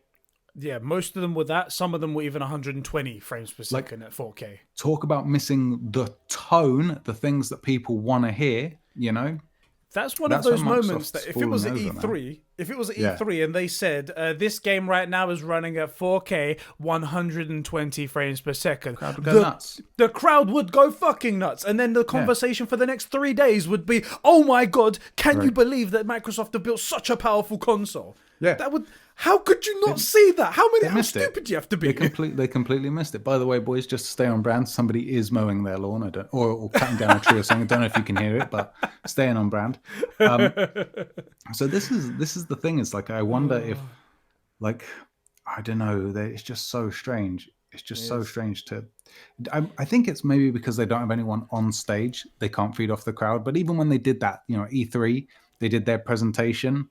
Yeah, like their event, don't get me wrong, it was great the way it was presented brilliantly, but it, when you take a minute and take a step back, it was mostly third-party titles. We didn't see Halo, we didn't see the console. It was the tone. Bro, that event was so good. What was your highlight? Well, seeing Keanu Reeves come on stage and having like a cyberpunk thing, that was very cool. And also this other third-party game, and that third-party game, cool, no problem. So what did you guys think about Xbox? I didn't know anything about it. That's a good question. Right. Yeah. Exactly. So I think the only way, and let me know if you think I'm being a bit harsh here, but I think in this next generation, and bearing in mind, I want a strong Xbox. I think and I've said it a million times, I really want Xbox to come out strong so that Sony are forced to stay on their game. I don't want Sony getting lazy with God of War 5 and stuff like that, right? And services and stuff. But I feel like at this point, the only way Xbox can compete is by being significantly cheaper. And I don't see that they can without taking a real serious loss, because we know they have the bigger SSD. We know, so it's 1 terabyte as opposed to 800 gigs. Yep. We know that they have more terafloppage. Yep, terafloppage, all those flops. Right, lots of floppage. I don't know if they can compete on the and when I say compete, I mean more than $50, right? If let's say the PS5 comes out at $450, Xbox needs to be $350. So there is a huge That's the way it looks to me. Huge rumor going around, a massive rumor, and I don't believe it, but there is a chance, because Microsoft they're very rich and whatnot, and they've shown they'll pour money into tons of things just to give it a shot and whatnot, because they can. But there's a rumor going around that the Xbox could come out at a cheaper price point than the PlayStation. Now, PlayStation, we've heard from other rumors as well that they're waiting to see what Xbox are going to say so they can announce their price, so they're competitive with it, so they don't get caught off guard. It's just a matter of who's going to give their price first, so then we can find out. After that Ghosts reveal, yeah, I'm sorry, but Sony has the time. They can wait. They don't need to show shit. Yeah. They just, we saw the PlayStation 5 through the Unreal Engine 5 reveal in power, and then we've seen one of its leading first-party games. They don't need to do shit. Yeah, I think agree. They can stay quiet for another 6 weeks, 8 weeks even, with nothing. And Microsoft can't. They need the attention. They desperately need it. Yeah. So I don't see them beating them on price. I mean, maybe if Microsoft comes out with a ridiculous price, knowing that Sony can't possibly, and they try to beat them that way by undercutting them and making Sony lose too much money on their consoles. But I think that's going to affect Xbox as well, man. It'd be really interesting to see how they do the pricing strategy. Assuming Microsoft understands they're losing. Do you think they know? I don't think they do. I don't think they do. I think they are very much in their kind of their own world over there. Like they see the things that they are doing good in terms of creating a platform like Game Pass, and they're like, we're doing great over here. And it's like, yeah, but how does that translate to the rest of the world? Like the rest of the world is out there playing PlayStations. Come on, like do something else. You have to do something. And that's what we thought they were doing with this new console, because it came out when it was really powerful. At least on paper, the terafloppage number was way higher, and we was like, cool, that could be something fantastic. Oh, your frame rate and resolutions are super high. They didn't fucking talk about it, but still, it's super high and whatnot. We're like, oh, okay, so they're doing something here. This is where they could turn the tide. I mean, they beat their real competition, which was Google and Amazon, right? That's a good point as well. They also brought out the xCloud as well. They're like, well, we're already in gaming, and we have all of these server spaces, the Azure clouds and whatnot, that we've been in for years already. So we could dominate that as well and stop those guys before they even get started. They make some great moves, and they seem to be on the ball for some things, and then they just show that they're completely not in other areas. It's so strange. It's crazy. By the way, because I completely forgot at the beginning, if you are listening to this on podcast services around the world, please rate us like 5 stars or something. I completely forgot that at the intro. We're only an hour and a half in. It's fine. Well, fuck it. We'll just put it. This is the intro now. We're doing the intro now. All that talk before wasn't anything. That was just pre-show talk. Welcome to the True Game Podcast. Do you know what? There's probably guys like the OGs like Diogo and all that a lot, and Conrad and stuff like Catspa. They're all just like, yeah, this sounds like Conbrosations. Yeah, this sounds like Conbrosations, right? We could easily do an hour and a half pre-show before even realizing we were supposed to intro the whole thing. So did we do an intro? Shit, don't remember. We'll edit it. Never remember to edit it. Forget to edit, and there we go. Seeing as we was talking about Assassin's Creed Valhalla, let's move on to that part of the list we've got here. Now, the next topic is that Assassin's Creed Valhalla is getting both one-hit kill assassinations, hidden blade back, which is a really cool thing, something that wasn't in previous installments to the game. It's what I've been wanting back in Assassin's Creed. There you go. You are the veteran Assassin's Creed it's true. Game player right here. We've both become Assassin's Creed YouTubers overnight. That's it. Me with my AC2 gameplays, and you just talking about AC all the time. It's just, it's great. And we'll also see the return of loved songwriters and composers such as Jesper Kyd. I think that's how I say it. These names are terrible, by the way. Sarah Schachner and Einar Selvik. So Jesper, I just want to say, go on. You're not calling these people out for their names. When you said these names are terrible, you mean because you have the reading level of like a 4-year-old. That's what you meant. I just want to chuck that out there for the new guys. I should clarify. It's my reading levels, especially when it comes to names that I've never seen before in my life. There's that. So Jesper, for those of you guys that don't know, all the people watching this show probably do know because they're big Assassin's Creed fans. He's a composer that had worked previously on Assassin's Creed 2, Assassin's Creed Brotherhood and Revelations, argued to be some of the best Assassin's Creeds ever made. I'm playing 2, and I know that the soundtrack in that is fantastic, so I'm looking forward to this. Sarah worked on Origins, another one, the more recent one that people do love, and Einar Selvik, who composed music for the TV show Vikings. So that's cool. That is very cool. It seems to be star-studded as well in terms of composing and songwriting and stuff like that. Seems to be very good right there. The Hidden Blade thing. A lot of people were very happy to hear that. It was Darby McDevitt who announced it on Twitter, or I think it was Darby who announced it, and everyone retweeted it. They were like, yes, this is it. They're finally getting it. This is so great. And I hadn't played Odyssey as much as some of the people in our community did. One-hit kill Hidden Blade disappeared. I remember playing like Black Flag. I remember playing Assassin's Creed 3, a bit of it, not a lot of it. And I'm playing AC2, and I'm like, this is the Assassin's Creed weapon. This is what makes Assassin's Creed. And you're telling me that this wasn't in the previous games? Seems strange to take that out. I don't know, but it seems weird to take that out. Like, I would assume if you're an assassin, you sneak up behind someone and shove a freaking dagger in the base of someone's skull or an axe in their head. Yeah. They dead. They die. That's it. It's death. D-E-D dead.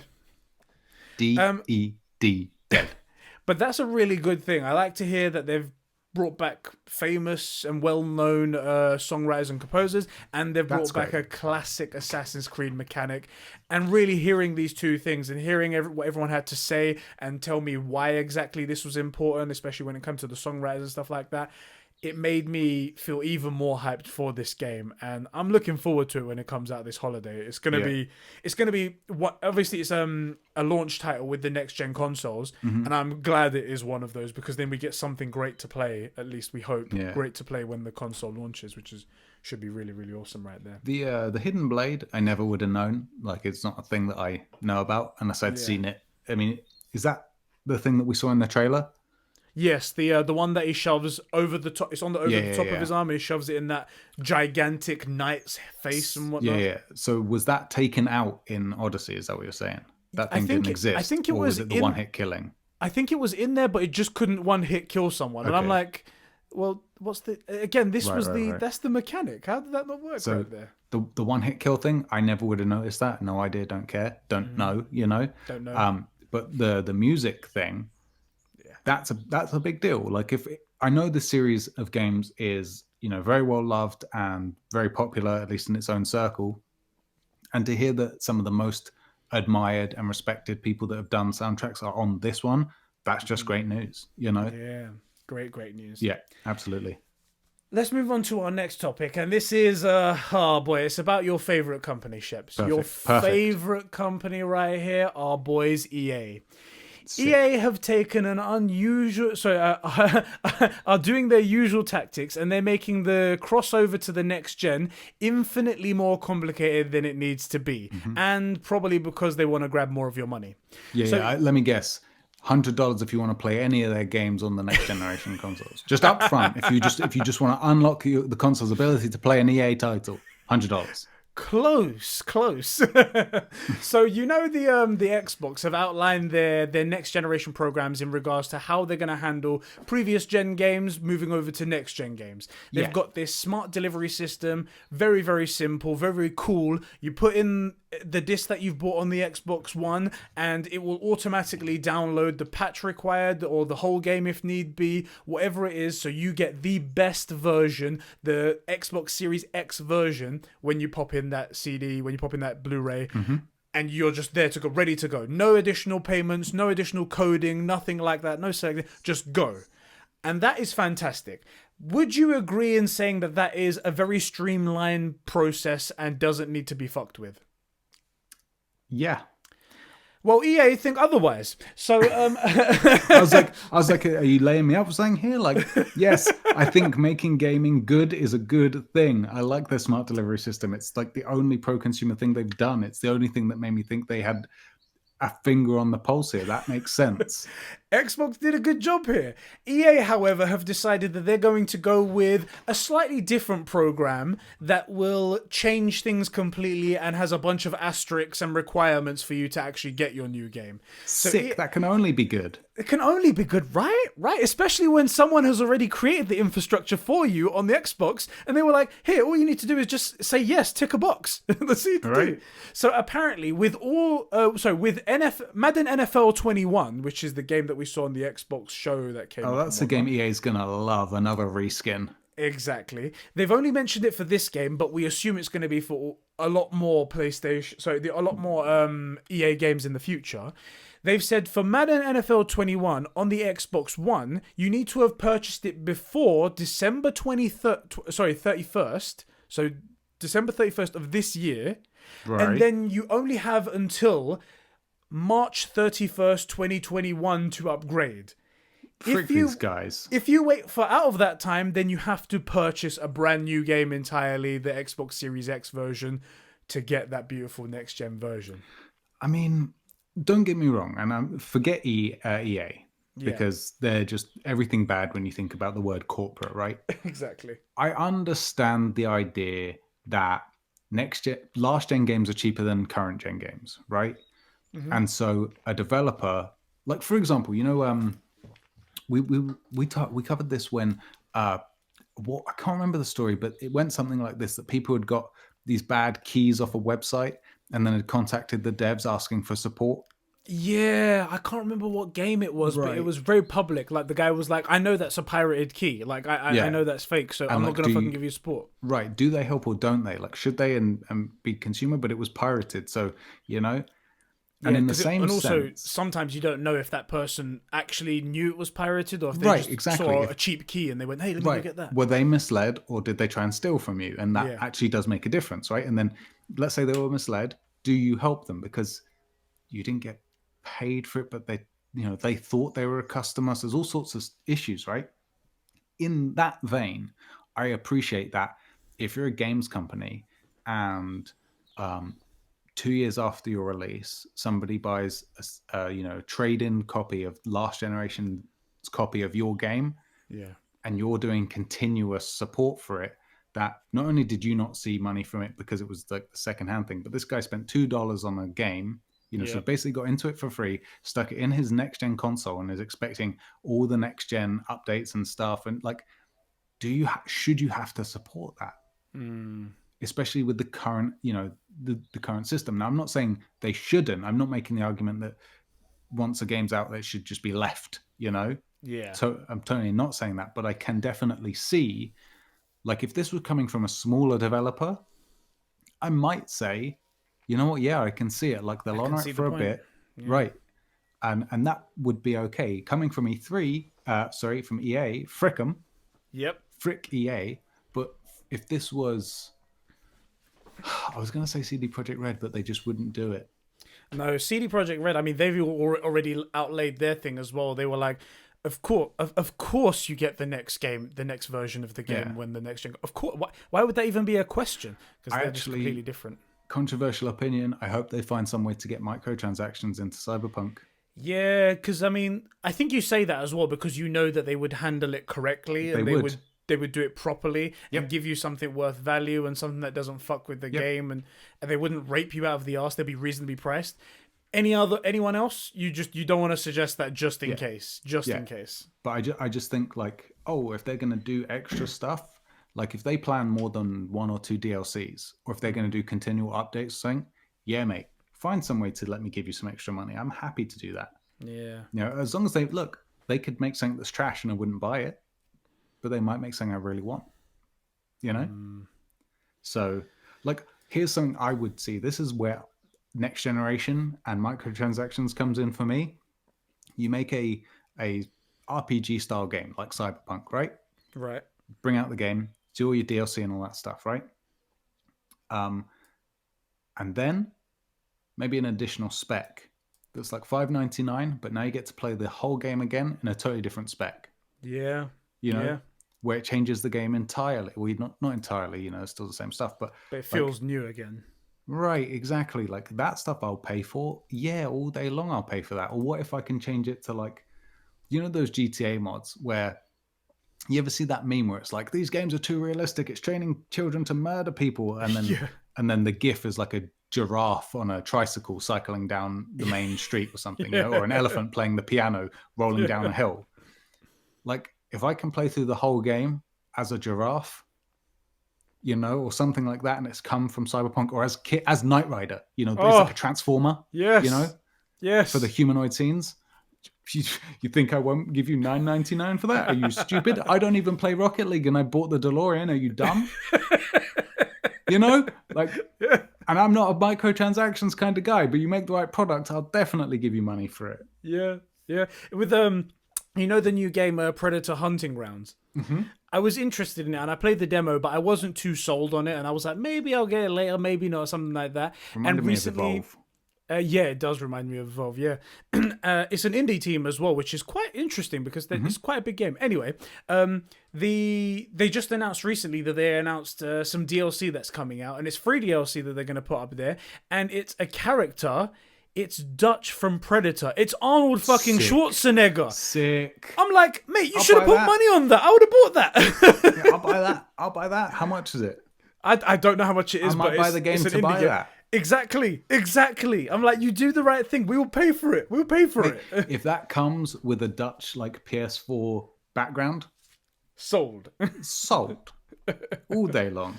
Like, for the right stuff, I want to give people money for stuff, Speaking of money and microtransactions, I don't have the quote up in front of me, but this information about EA's new like upgrade program and whatnot, and how terribly complicated they've made things and how it's designed to fuck you and whatnot. Yeah. There was a line in it where they were like, the reason why we've enabled this program, as in the reason why they've allowed people to go for next gen upgrades, because these earnings calls, they're conversations to their investors, not to us. They're trying to impress them. They don't care about you at this moment, but they try not to say anything too bad. So obviously you don't, because these are public hearings. Everyone can hear them. The CEO goes, "Oh, we took into consideration the customer's revenue stream." And it's like, who talks about their customers like that? Who talks about their customers like we were taking into conscious the difficult times that we're in after like COVID and whatnot, how many people might not have the money to spend for so and so things, so we decided to be nice. That's what you say. Even I know what to say like that, but because they don't want to piss off the money grabbing suits investor suits guys and whatnot, they try and say it in a way that makes them sound ruthless, so they can, yes, they really are our friends and they're looking out to make our wallets bigger. Yeah. Ridiculous. Yes, it's stupid, isn't it? So terrible. Out of touch. No tone. And the difference between, and I've said it a million times, when I open my Witcher 3 case, you know, and when I'm waiting for it to download or copy or whatever, and the first thing I read is a thank you note, that for all intents and purposes may have as well have been handwritten. It just felt like it was for me. Yeah. You know? Yeah. So frick EA. Exactly. I mean, and EA, I'm sorry about EA as well, because they damn near so close to killed Battlefront 2. Yeah, you know, it just like as it was stillborn. It was a carcass on the floor, wasn't it? And you're like, oh my god, is it gonna die? And it never really recovered. That game could have been something. That game could have been something special, especially because around that same period of time, two battlefields way under-delivered, and the COD was not particularly well loved. You know, that game could have been something serious. And it was Star Wars, right? When like Star Wars movies were doing great, there was announcement for things like The Mandalorian and whatnot. Disney Plus was it was all firing all cylinders. Yeah. And then they just went, we can get a slice of that pie. We can get some more money. Doing it right and ethically, and when I say ethically, I don't mean give gamers everything they want, right? I mean good business practices, delivering on your end, and also making a fair profit because you did it right.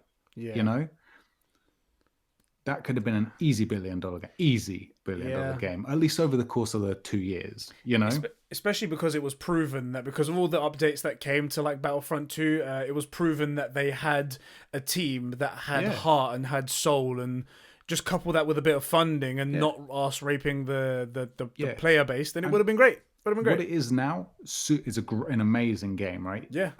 The reason it took so long to get to an amazing game because they had to gut it, because they funded the principle of that game was try to rape Star Wars fans, try to rape fans, and that's what they built the game on. And they had to pull out all the foundations while the house was still up. You know, that's why it took so long to get there. But mate, had they done that right, that game would have banged. It would have. For those of you guys that are new to the channel and whatnot, or maybe haven't seen it, because I uploaded those videos at the beginning of this channel when we just got it started, and obviously it got missed by a bunch of people. We uploaded 2 Star Wars Battlefront, a funny sort of comedy gameplays that we did, where we're playing the game and we're just like being dicks, the usual way we are and whatnot. Do you know what? Go check those videos out. Warm-up games. I didn't realize we were filming straight away. I thought we'd do some more games, so we're not even doing that well. That's the thing. I was like, if we do bad, to me, that's just more comedy. That's just more comedy to me. I hate it, though. Anyway, go check those videos out, please. They're really funny, in my opinion, and I'd like to do more stuff like that. Obviously, you guys can let us know if you like it and things like that, and let us know for other games. Maybe there's another game that you think would be good for us. Shall we move on to the final topic? And this is a very small one because there's not much information about it. There was a rumor on Reddit about 2 days ago that said that the next Call of Duty, the 2020 Call of Duty, may be titled Call of Duty Classified, and that it's going to be a soft reboot of the Black Ops franchise. A franchise that we love very, very, very much. I don't like any other one but one. Yeah, that's a very good point. That's a very good point. Well, 2 was not too bad as well. 2 but wasn't too bad. But then it got too futuristic and was like, all right, Yeah. we get it. Future, yes, we get it. Cool, no problem. Okay, I'm gonna preface this. So, for anybody that doesn't know, the reason we love Black Ops 1 is because it wasn't either of our first CODs. I think mine was COD 4. I played COD 4. COD. Yeah, COD. No, I didn't start. Modern Warfare No, I 2? did. I think I did COD 4, but I was like, I only played it occasionally. And then Modern Warfare 2 is where we were like, hey guys, let's all jump on PlayStation and play COD 4, Modern Warfare 2. Because for me, I played COD 4, I played World at War, I played MW2, and I was pretty good at those. And then we became friends right around the time this thing drops, probably a few months before. And we weren't really playing Modern Warfare 2 together. In fact, I don't think I've ever played Modern Warfare 2 with you or any of the boys. No, I don't think so either. But Blops 1 came out. And we were in the middle of like first year at uni or something. So not only does it not matter at all, but you're at uni, no bedtimes, none of that, right? Yeah. Girlfriends, you just throw them out when you're done with them and whatnot. Right. Well, then again, that's what we do with women now, right? Yeah, gamers, that's what we do. Right. We actually know respect what women are like. We respect. and we would spend ages on this thing, and it was perfect, right? Like, don't get me wrong, it had all the issues that it had, right? That it was this weird grayscale color. It was very depressing to look at. The hit registration was atrocious. I know everybody's biggest complaint about the game, obviously, the Olympia being so the most overpowered gun ever, right? Right, because it's not just only me that did that. Fucking what an idiot. And so that game has a real soft spot in my heart, because despite having all those problems, it's also the time I had the most fun, because I was jamming with my mates all the time. And then even if we weren't feeling online, there's Nazi zombies, bro. There was something to do, and it was so fun. And so I really look fondly back on that game, except for the Olympia. Which was entirely self-inflicted. That's another thing as well. All right, okay. Tell the boys why, because I'm sure a lot of people don't know. Yeah, some of the new guys maybe not know. So back in the height of like Call of Duty, where everything was all about Call of Duty gameplays, everyone's saying, "Oh, you obviously you're a gamer, right? You play Call of Duty. You have to be playing Call of Duty." That was like the height of high KD, and exactly. I started making YouTube videos on my channel. Exactly. And the thing you do is you get your best gameplays, right? You go like 30 and 5, and that's the gameplay you use for your stuff. And Sheps decided, I don't know what came over you. I don't know what alien parasite took over your body and went, do you know what? This would be a good idea. I remember what it was. So go on. By about this point in the life cycle of the game, where normally you start getting a little bit bored, but there's nothing else to play because Call of Duty is the big thing, we would always do these silly little things. So we would have those games that we would play, like Border Crossing and stuff, right? Yes. And we'd also play nights where we'd be like, okay, this game, RPG only. Yeah. Right? And it'd be hilarious. Like you'd hit you'd clip a wall or something, or clip a barrier while you're trying to look over it, and you'd kill yourself. And it was the best fun. Yeah, it was good fun. And I think it was me that was like, cool, I'm going to really set something hard. And we did Olympia only for like a game or two, and everybody sort of hated it. And for me, it was a bit of a challenge. It was a lot of a challenge. And I kind of enjoyed it. And I was like, I'm just going to play the rest of the night with just Olympia only. Like, why not? Let's see what happens. Why? And I'm okay. I'm not like a god on Call of Duty, especially not now. But I was pretty decent back in the day, around about this point. And I went back ages ago when I had my PS3 set up, and I did check, and I'd still managed a 1.25 KD after all of that. And you did a whole prestige. Yeah, so we played the night. Levels on this fucking thing. We played the night, and the next day I just kept using it. And the next day I just kept using it, and I was like, I'm going to do a prestige. I'm going to do a prestige with only the Olympia. I allowed myself equipment and pistols and stuff. And, if you run out and you don't have ammo, scavenger, you can pick up another gun and play and stuff. But, for the most part, Olympia only for a prestige. And I did it. And I just never put it back down. I just played Olympia only. It was like, I'm gonna do this for one prestige. One prestige over. He can. Why are you still holding that goddamn? Pick up a real gun. We need you in this of the life of that game, I played just the Olympia. I went back. So you know the FAMAS was easily the best gun in that game. Yeah. I had about 1,000 kills with the FAMAS. Yeah. I have like 5,000 kills with the Olympia. It was a thing, but it made us friends though. Like we met Angie and was it Ross and those guys? Yeah, because they were doing something similar. These random people that we met that we were fighting, they were using like C4s and stuff. And this one chick, because you know when you kill someone, Angie you hear was their voice. crazy. She was like, she had like a 3KD or something. She was murdering us. Yeah. And then every now and then, you know, there's me and I'll get like a double or a triple feed on these guys. But it's with the Olympia, you know? And we ended up just hooking up with them afterwards and just demolishing people. Like one person using only C4, one person using only the Olympia, and the rest of everybody just having fun. And it just ended in up being case really as good. well, I just realized that we keep saying Olympia, but Olympia is a double barrel shotgun. You can choose to shoot one each time, but then you have to reload your weapon again after those shots. So if you miss the first two shots, like most of the times you'd unload both of those bullets, so you could ensure the kill. Because Well, the sometimes hit registration sucked. You had to exactly. pretty much. You'd shoot one and then it's like, oh yeah, it nicked his shoulder, but then you hit the other one and then it would hit like center mass, and that would actually kill. But it would only kill because you got the first little hit on him anyway. So most times, if you didn't land the first shot, you've basically lost the gunfight because it would take too long to reload. And he did that for an entire prestige plus more. And do you know what it was like for a friend of a guy who's doing that? It's like watching any one of your friends on here who just constantly punch themselves in the balls, and then for some reason the punching yourself in the balls also affects you. Because I was on his team all the time, and they'd be like, okay, so you got my back over there? Yeah, I've got it. Don't, but oh no shit. Okay, that those two things, they just came out like confetti, and he's coming after you right now. So I just Googled it. In Warzone or Modern Warfare, whatever, it's the 725. It's that same gun, except the Olympia didn't work. That was the thing. So there you go. So yeah, this is Call of Duty Classified. Apparently a soft reboot of Black Ops right there. I'm actually really keen on that. Obviously, we have a warm spot for it, but also the campaign was great. Yes. I think that was the last good campaign. In my opinion as well. I don't think there's been... Obviously, Modern Warfare, the most recent one and whatnot, that was very good. Yeah, I played that as well, yeah. Yeah, you definitely played that all the way to completion, right, Sheps? Totally, you saw the endings. Which ending did you get again? I played it to the point where it could no longer be played, and that is a fact. Don't at me. Oh, God, Sheps. We need to get you a t-shirt that says, I break games. That's what you need to do. It's not my fault.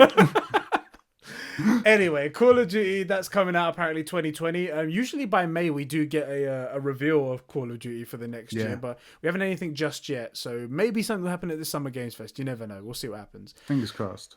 Do you want to dive into some reader comments and reader questions, my bro? Hells yeah. All right, let's start off with Nolan North, aka Super Bleach, right here. He goes, what PS4 game are you going to play on the PS5 to test how good the SSD is and how fast the game loads? God of War. The Witcher 3. God of War, I was going to say, you only have the initial loading screen. After that, there's no more loading screens. That's a good point. I would say Witcher 3 for fast travel. Oh yeah, Witcher 3 for fast travel as well. Detroit. I would say GTA because of the fucking infinite loading screens that those motherfuckers have. Yeah, good shout. That's Jesus. a good shout. Yeah. Any other games, I wonder? Any other games in my recent memory? It takes a while. Battlefront takes a lot to load as well.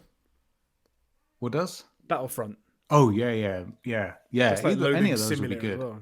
Yeah. Mate, Battlefront in 4K at 60 FPS. Are you kidding me? Hells yeah, good shout. Oh baby. Yeah. If only the game was. The thing is, the game isn't being supported like that anymore, so that we won't get that upgrade. But we you will get imagine? to see what it could have been maxed out. You know, we'll get to see what the PC guys got to see. You know, hopefully, yeah. Just a quick patch. Just pop in the slider so we can get the max settings out. Right. You know?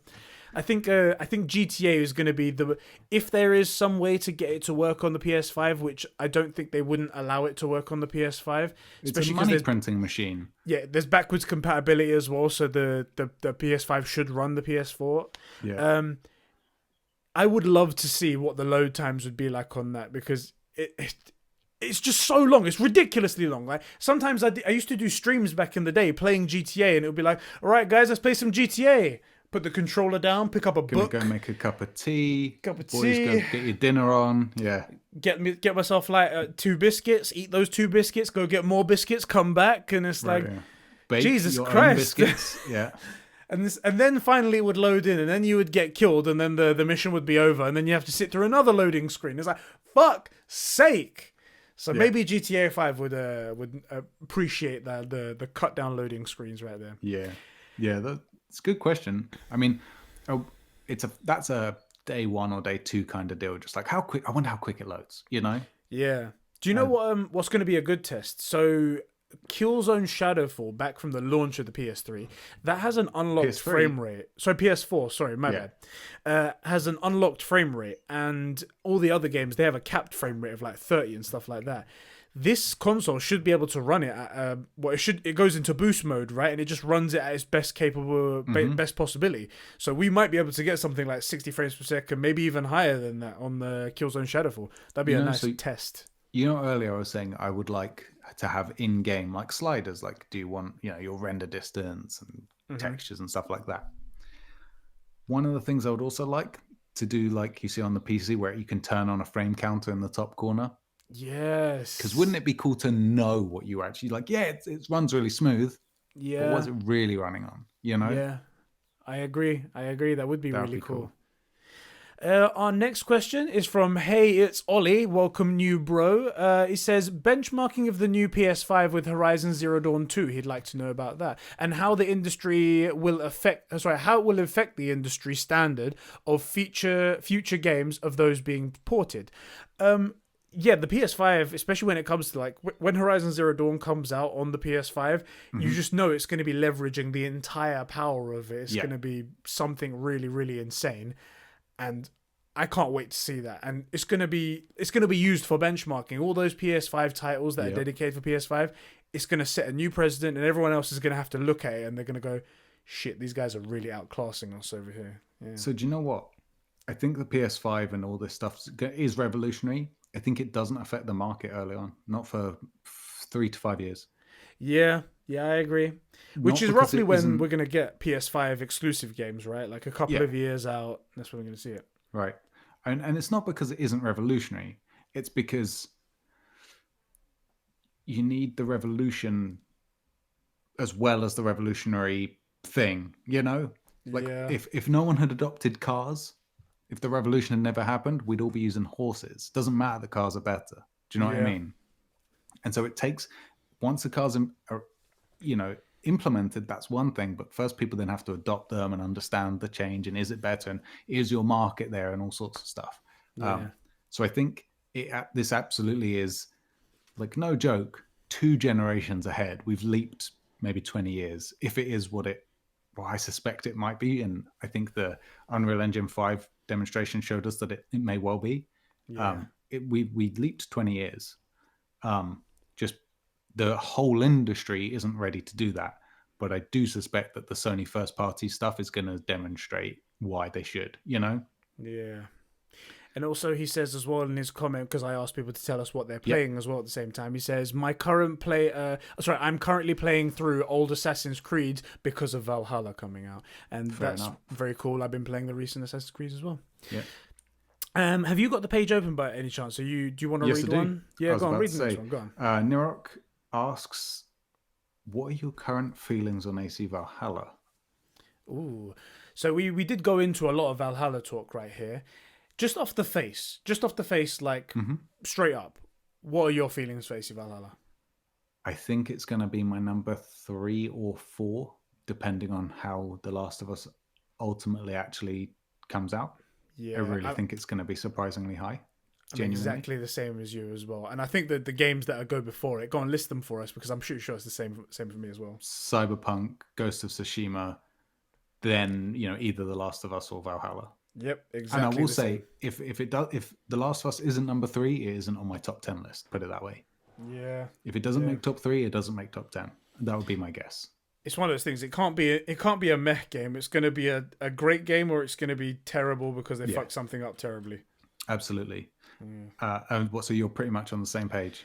Exactly the same page. Cool, Like, I'm excited for it because, as I said, it will be a launch title, so it'll be something I know that I want to play right at the beginning of the console life cycle. Yeah. And it's great to know that you're going to get something that is probably going to be a good game, like a really good game, right off the bat on your brand new shiny console. Mate, despite everything, this year for gaming and games has been way hotter than last year. It was way hotter. Do you know what? Some people say that it's not. And I'm like, hold on a second. Excuse me? I'm Wait a minute. Ghost of Tsushima. You've got Animal Crossing, if you're an Animal Crossing fan. Yep. We've got Doom Eternal. We've got Cyberpunk coming out. We've got AC Valhalla. Last of Us 2. AC Valhalla. How? Right. What are you talking about, mate? What are you smoking and do you have any left? Yeah. Like, goddamn. Jesus. and just to round this out, Nywroc's playing Half-Life 2 because it's such a fun game. I've never played Half-Life. Neither have I. Because it's a meme. Yeah.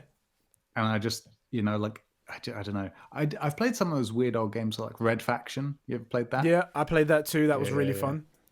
Yeah, it's weird. Like, you forget the games that you've played and then someone mentions like The Matrix and you're like, oh yeah, you know? Yeah. Let me read our next comment. This is from Shon, another new bro. Can you see his profile picture there? Yes, I can. Before that, it was the KFC hat as well. It was. By the way, boys, if you've made it this far, right, and you're new, like, I appreciate the liking and the subscribing and all that stuff. You need to join the Discord. It's so much fun.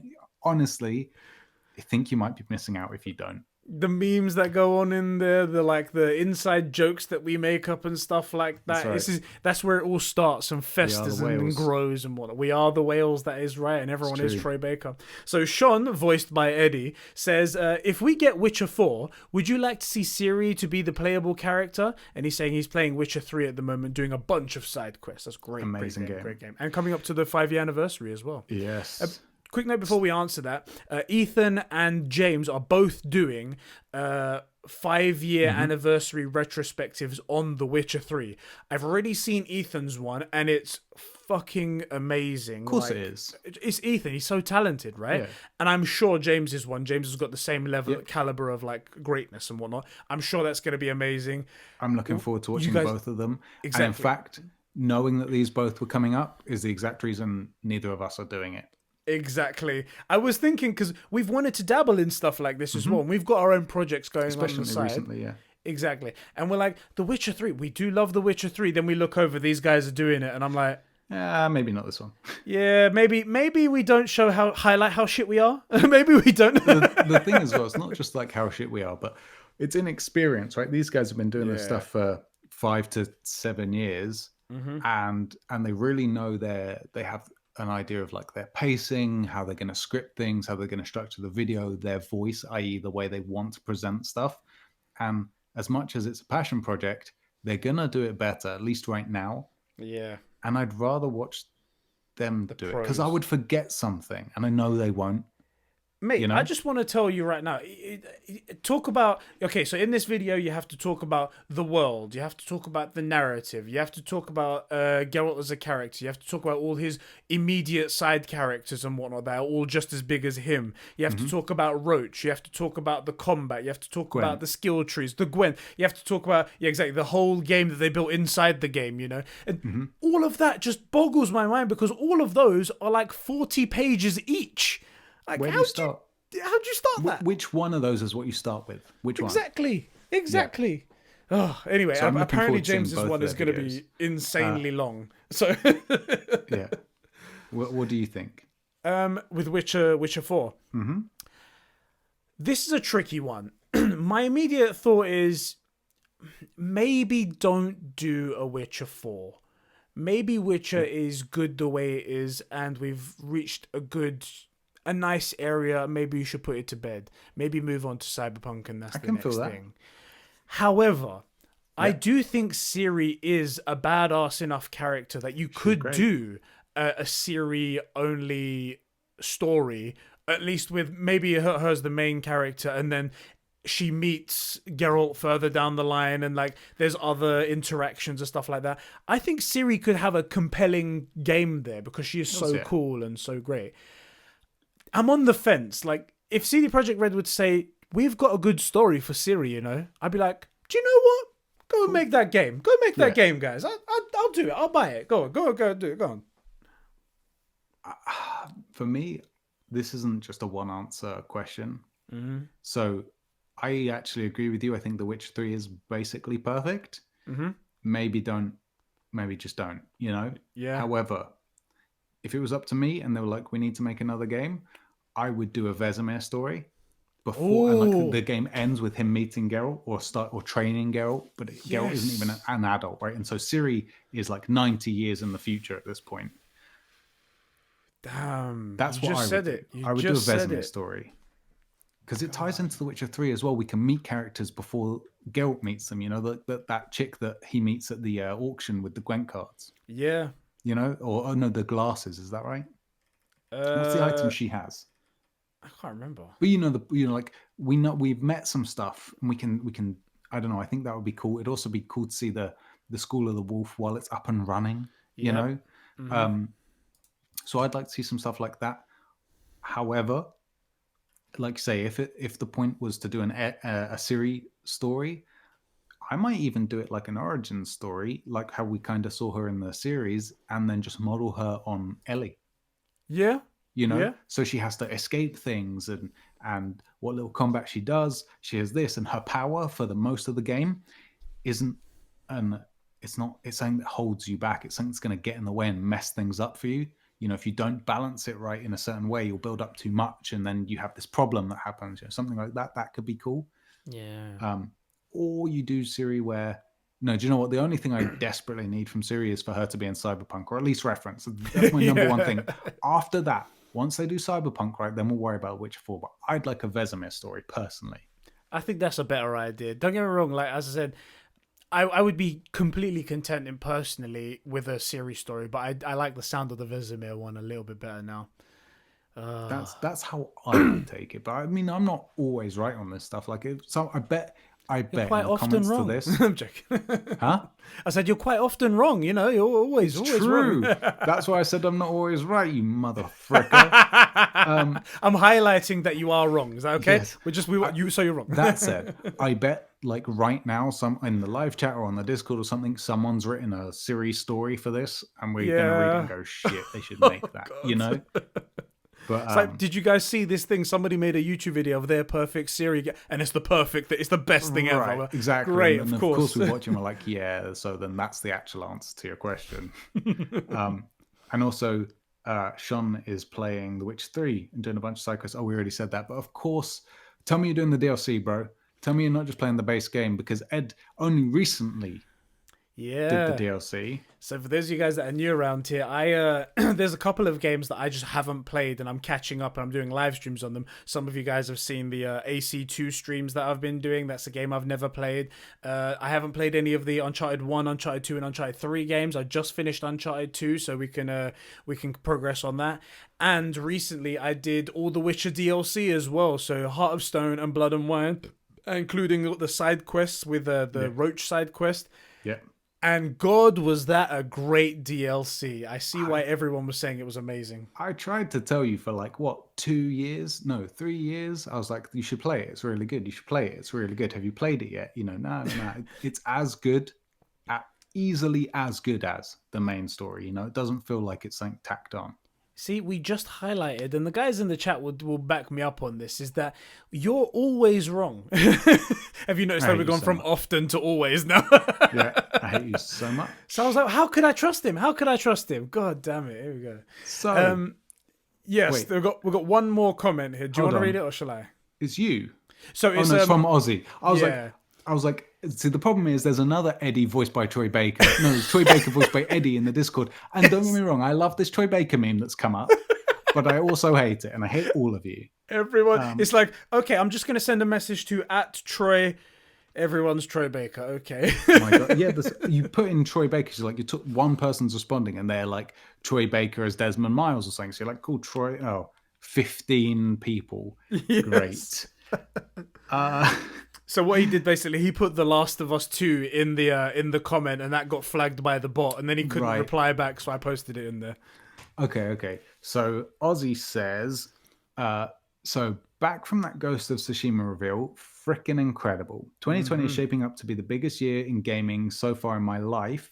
2018 was pretty hot as well. It was. But we've got a lot of shit to be excited about. The console's launching, fingers crossed. Frick, the catastrophe. The catastrophe, we don't say the word. I had a better word. Calamity. Calamity, yeah. That's it. We got Final Fantasy VII Remake. Oh, I forgot about that. How do we not include that in our games this year? Yeah. Final Fantasy VII Remake, The Last of Us 2 next month. July is Ghost. Cyberpunk in September, the Skywalker Saga, Tony Hawk Pro Skater Remake, Mafia Trilogy Remake and Remaster, AC Valhalla, Halo Infinite. We also had Animal Crossing as well, obviously. Yes. But this is insane. Doom Eternal. Beyond this, I'm still catching up on the games that are critically acclaimed, but I've never played yet. I finished Uncharted 4, and now I'm doing Horizon Zero Dawn. Netherlands represent. Guerrilla Games, yep. I wanted to say, to close it off, I hope the Conbrosations channel keeps on growing during the Summer Games Fest. What a time to be a fan of video games, boys. Love it. This year, seriously, is a banger, despite the catastrophe. Calamity. God damn it, I came up with such a great word off the bat, and now I can't remember it. One thing to bring up that he brought up in here that we haven't mentioned yet on this podcast, the Lego Star Wars saga. That's going to be fucking amazing. We're going to get to play all of the Star Wars games, the complete Star Wars saga in Lego form. It's going to be so cool. So, anyone that doesn't enjoy those Lego games doesn't enjoy games. They just don't like fun. You know, they're just like, they walk in, they're like, fun. Not for me. Not for me, thanks. No, thanks. Yeah. It's, that's going to be so good. It's going to be so good. And the other thing is, the Lego games, there was only one way to make the prequels any good, and that was it. Yeah, that's that right there. God. Mate, it's a great year for games. It really is. They're making our job real easy on this podcast. Yeah, I was worried. I thought maybe there might be some weeks where we can't talk about anything, but every damn time we come to do this, there's always something right there. Would you say that it's a good time to be a true gamer? I hate you so much. That's the name of the podcast. In your head you went, yeah, and did the sunglasses and stuff. I'm telling you, everyone was cheering in my head. Yeah, all right. I tell you what, I'm glad we didn't start this podcast last year. Oh my God. Could you imagine that? This time last year, and we're like, what is there? What's coming out? What actually came out last year? Death Stranding. It was all right at the end. Death Stranding, Jedi Fallen Order. Oh yeah, Fallen Order. Fallen Order was good. And that's it? There's got to be something. I'm Googling it. There's got to be something else. Yeah, Google some 2019 games and you'll probably come up with something. I'm sure there's only one more game that I'm forgetting, but I'm sure there were bangers, but it was all towards the end. We was like, okay, there's this huge gap. What do we do? Don't worry, Death Stranding's coming out soon, and then not everybody vibed with it. And then there was Jedi Fallen Order. I don't remember half of this stuff. We had Control, Sekiro, Apex Legends, Resident Evil 2, Death Stranding, Outer Worlds, Call of Duty Modern Warfare, Fire Emblem, Fallen Order, Gears 5, Devil May Cry 5. Okay, Sword so it and turns Shield, out we're Luigi's idiots. Mansion, Kingdom Hearts 3, Metro Exodus, Mortal Kombat 11, Borderlands 3, Tom Clancy's Division 2. I completely forgot about Division 2. Bit of a letdown. Days Gone. Do you know how do we think that was a bad year for games? How weird is that? Mate. How weird is that? Do you know? You know, bruv? Because I can't, like, I'm like, it was a crap year. And then I just read off like 10 titles off the bat. And the list is still going. I mean, some of these, like, no one cares. I don't care about Dirt Rally 2, NBA 2K20, FIFA 20, whatever. But those first titles. I think what it is that... that Tetris remake, that looked lit. Yeah, the Tetris 99 and stuff like that. Yeah, A Plague Tale. Which one was that? I remember that game coming out. I don't remember playing it though. I think what it is that we're thinking about it in comparison to 2018. 2018 was fucking Red Dead Redemption, God of War, the biggest, heaviest hitters, the biggest cinematic pieces. So that's why we thought it was more tame. And I think we're thinking about it in the mindset of 2018, where we're like, we're gonna get Jedi Fallen Order. Yeah, we're gonna get Control. Yeah, we're gonna get some Days Gone. So that's cool. It's cool. Yeah, but it's not God of War. Come on. So I missed out because I still haven't got a Switch on Sword and Shield and Luigi's Mansion, which I was quite excited for. I played a little bit of Borderlands 3, didn't like super vibe with it.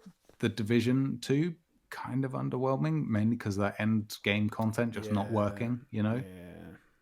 Gears is on a different console.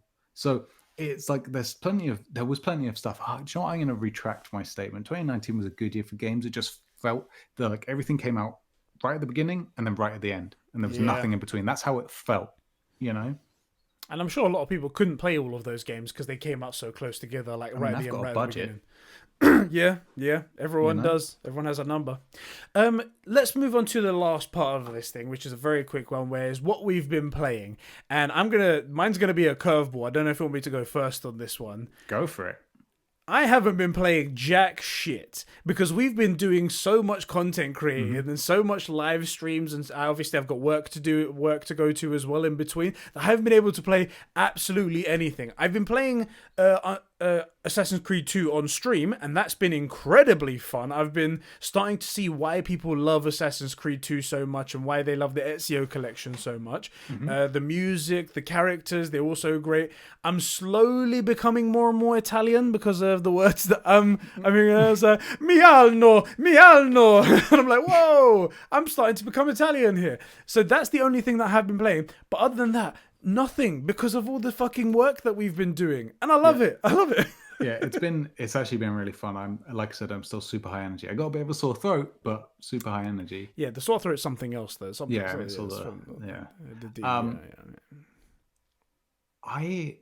I still haven't finished Doom Eternal. I'm in Urdak. I got to fight the boss there. But like you said, there's all this streaming and stuff. Yeah. And so I've been at Urdak probably for a week. I just haven't had a chance to boot it back up, you know? There you go. And Gerg came out with his Doom review, and that didn't like inspire you to get back into it. And I actually need to watch it. I haven't watched it yet. Yeah, it's quite good. Of course it is. It's Gerg, isn't it? You know, he's a fun guy, and this is his only good take. So he saved up all of his talent for his one good take. You know. So yeah, I guess Doom is one. Multiplayer wise, Battlefront 2, but only when we get a chance to jam, which, as we've said, has not been very often. Yeah.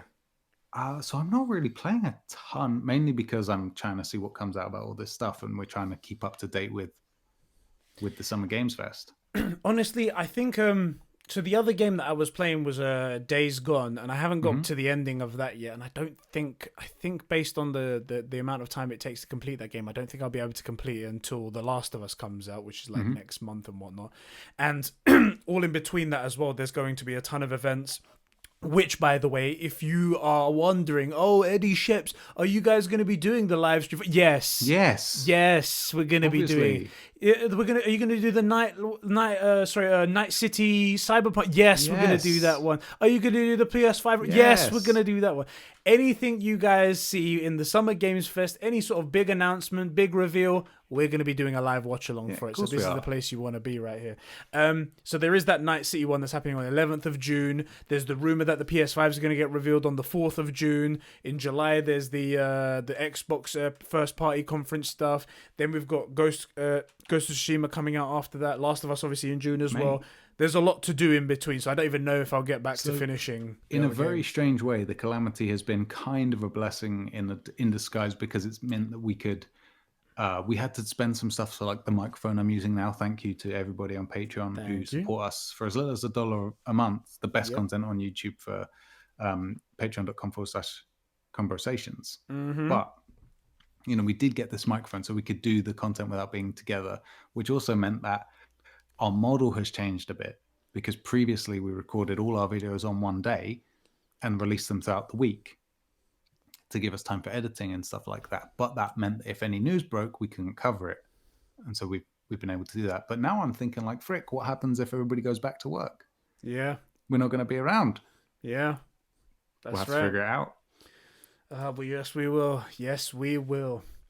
Bro, we've had a very, very meaty podcast right here. This is probably the longest one we've done ever. There was a lot to talk about, so they, warranted a longer podcast. But I love the conversation. Yeah. I still feel fresh. I feel like we could go for another 2 hours. I just need a cup of tea for my throat. I was just gonna say, like, you know how we've said in the past, like James and whatnot, he does 17-hour live streams just on a regular day. He's like, do you know what? I'm gonna do a fucking 24-hour live stream out of nowhere. Why not? Why not? I'll do that. Fucking, He's an animal. and we're like, how do you do that? We do 2 hours of work and then we're fucking dead. If it's this kind of energy that he feels with the bros that we've got in like the Discord and the bros that we've got in the comment section and the conversations we get to have, then yeah, okay, I could see people doing it forever, you know? That's right. The only thing that will kill my vibe, I'm not going to say it out loud. I'm not going to say it out loud. Let me. Once you get the podcast up, then I'll tell you it in private. I'll record it, lads. Don't worry about it. I'll record it. Don't worry. Yeah. Or maybe we'll include it. Maybe we can include it. You can edit it in at the end, the text of what I was about to say out loud. And I'm so glad I realized I should not say this out loud. You know. All right. Right. All right, bro. That was the True Gamer Podcast, episode 6. We hope you guys all enjoyed it, bro. I really enjoyed talking to you again about gaming and stuff like that. It's been so good. I can't wait for the next event that we get to see. They're announcing them really late, so stay hot on our Twitters, on our Discord and whatnot, the places where we will post all the information. We'll give you like updated schedules as and when they come out, and yeah, feel free to tweet us anytime you want. Yeah, I think that's everything. All right, bro. I'll catch you in the next one, my man. I'll catch you in the next one. Thanks for hanging. Peace. Later, boys.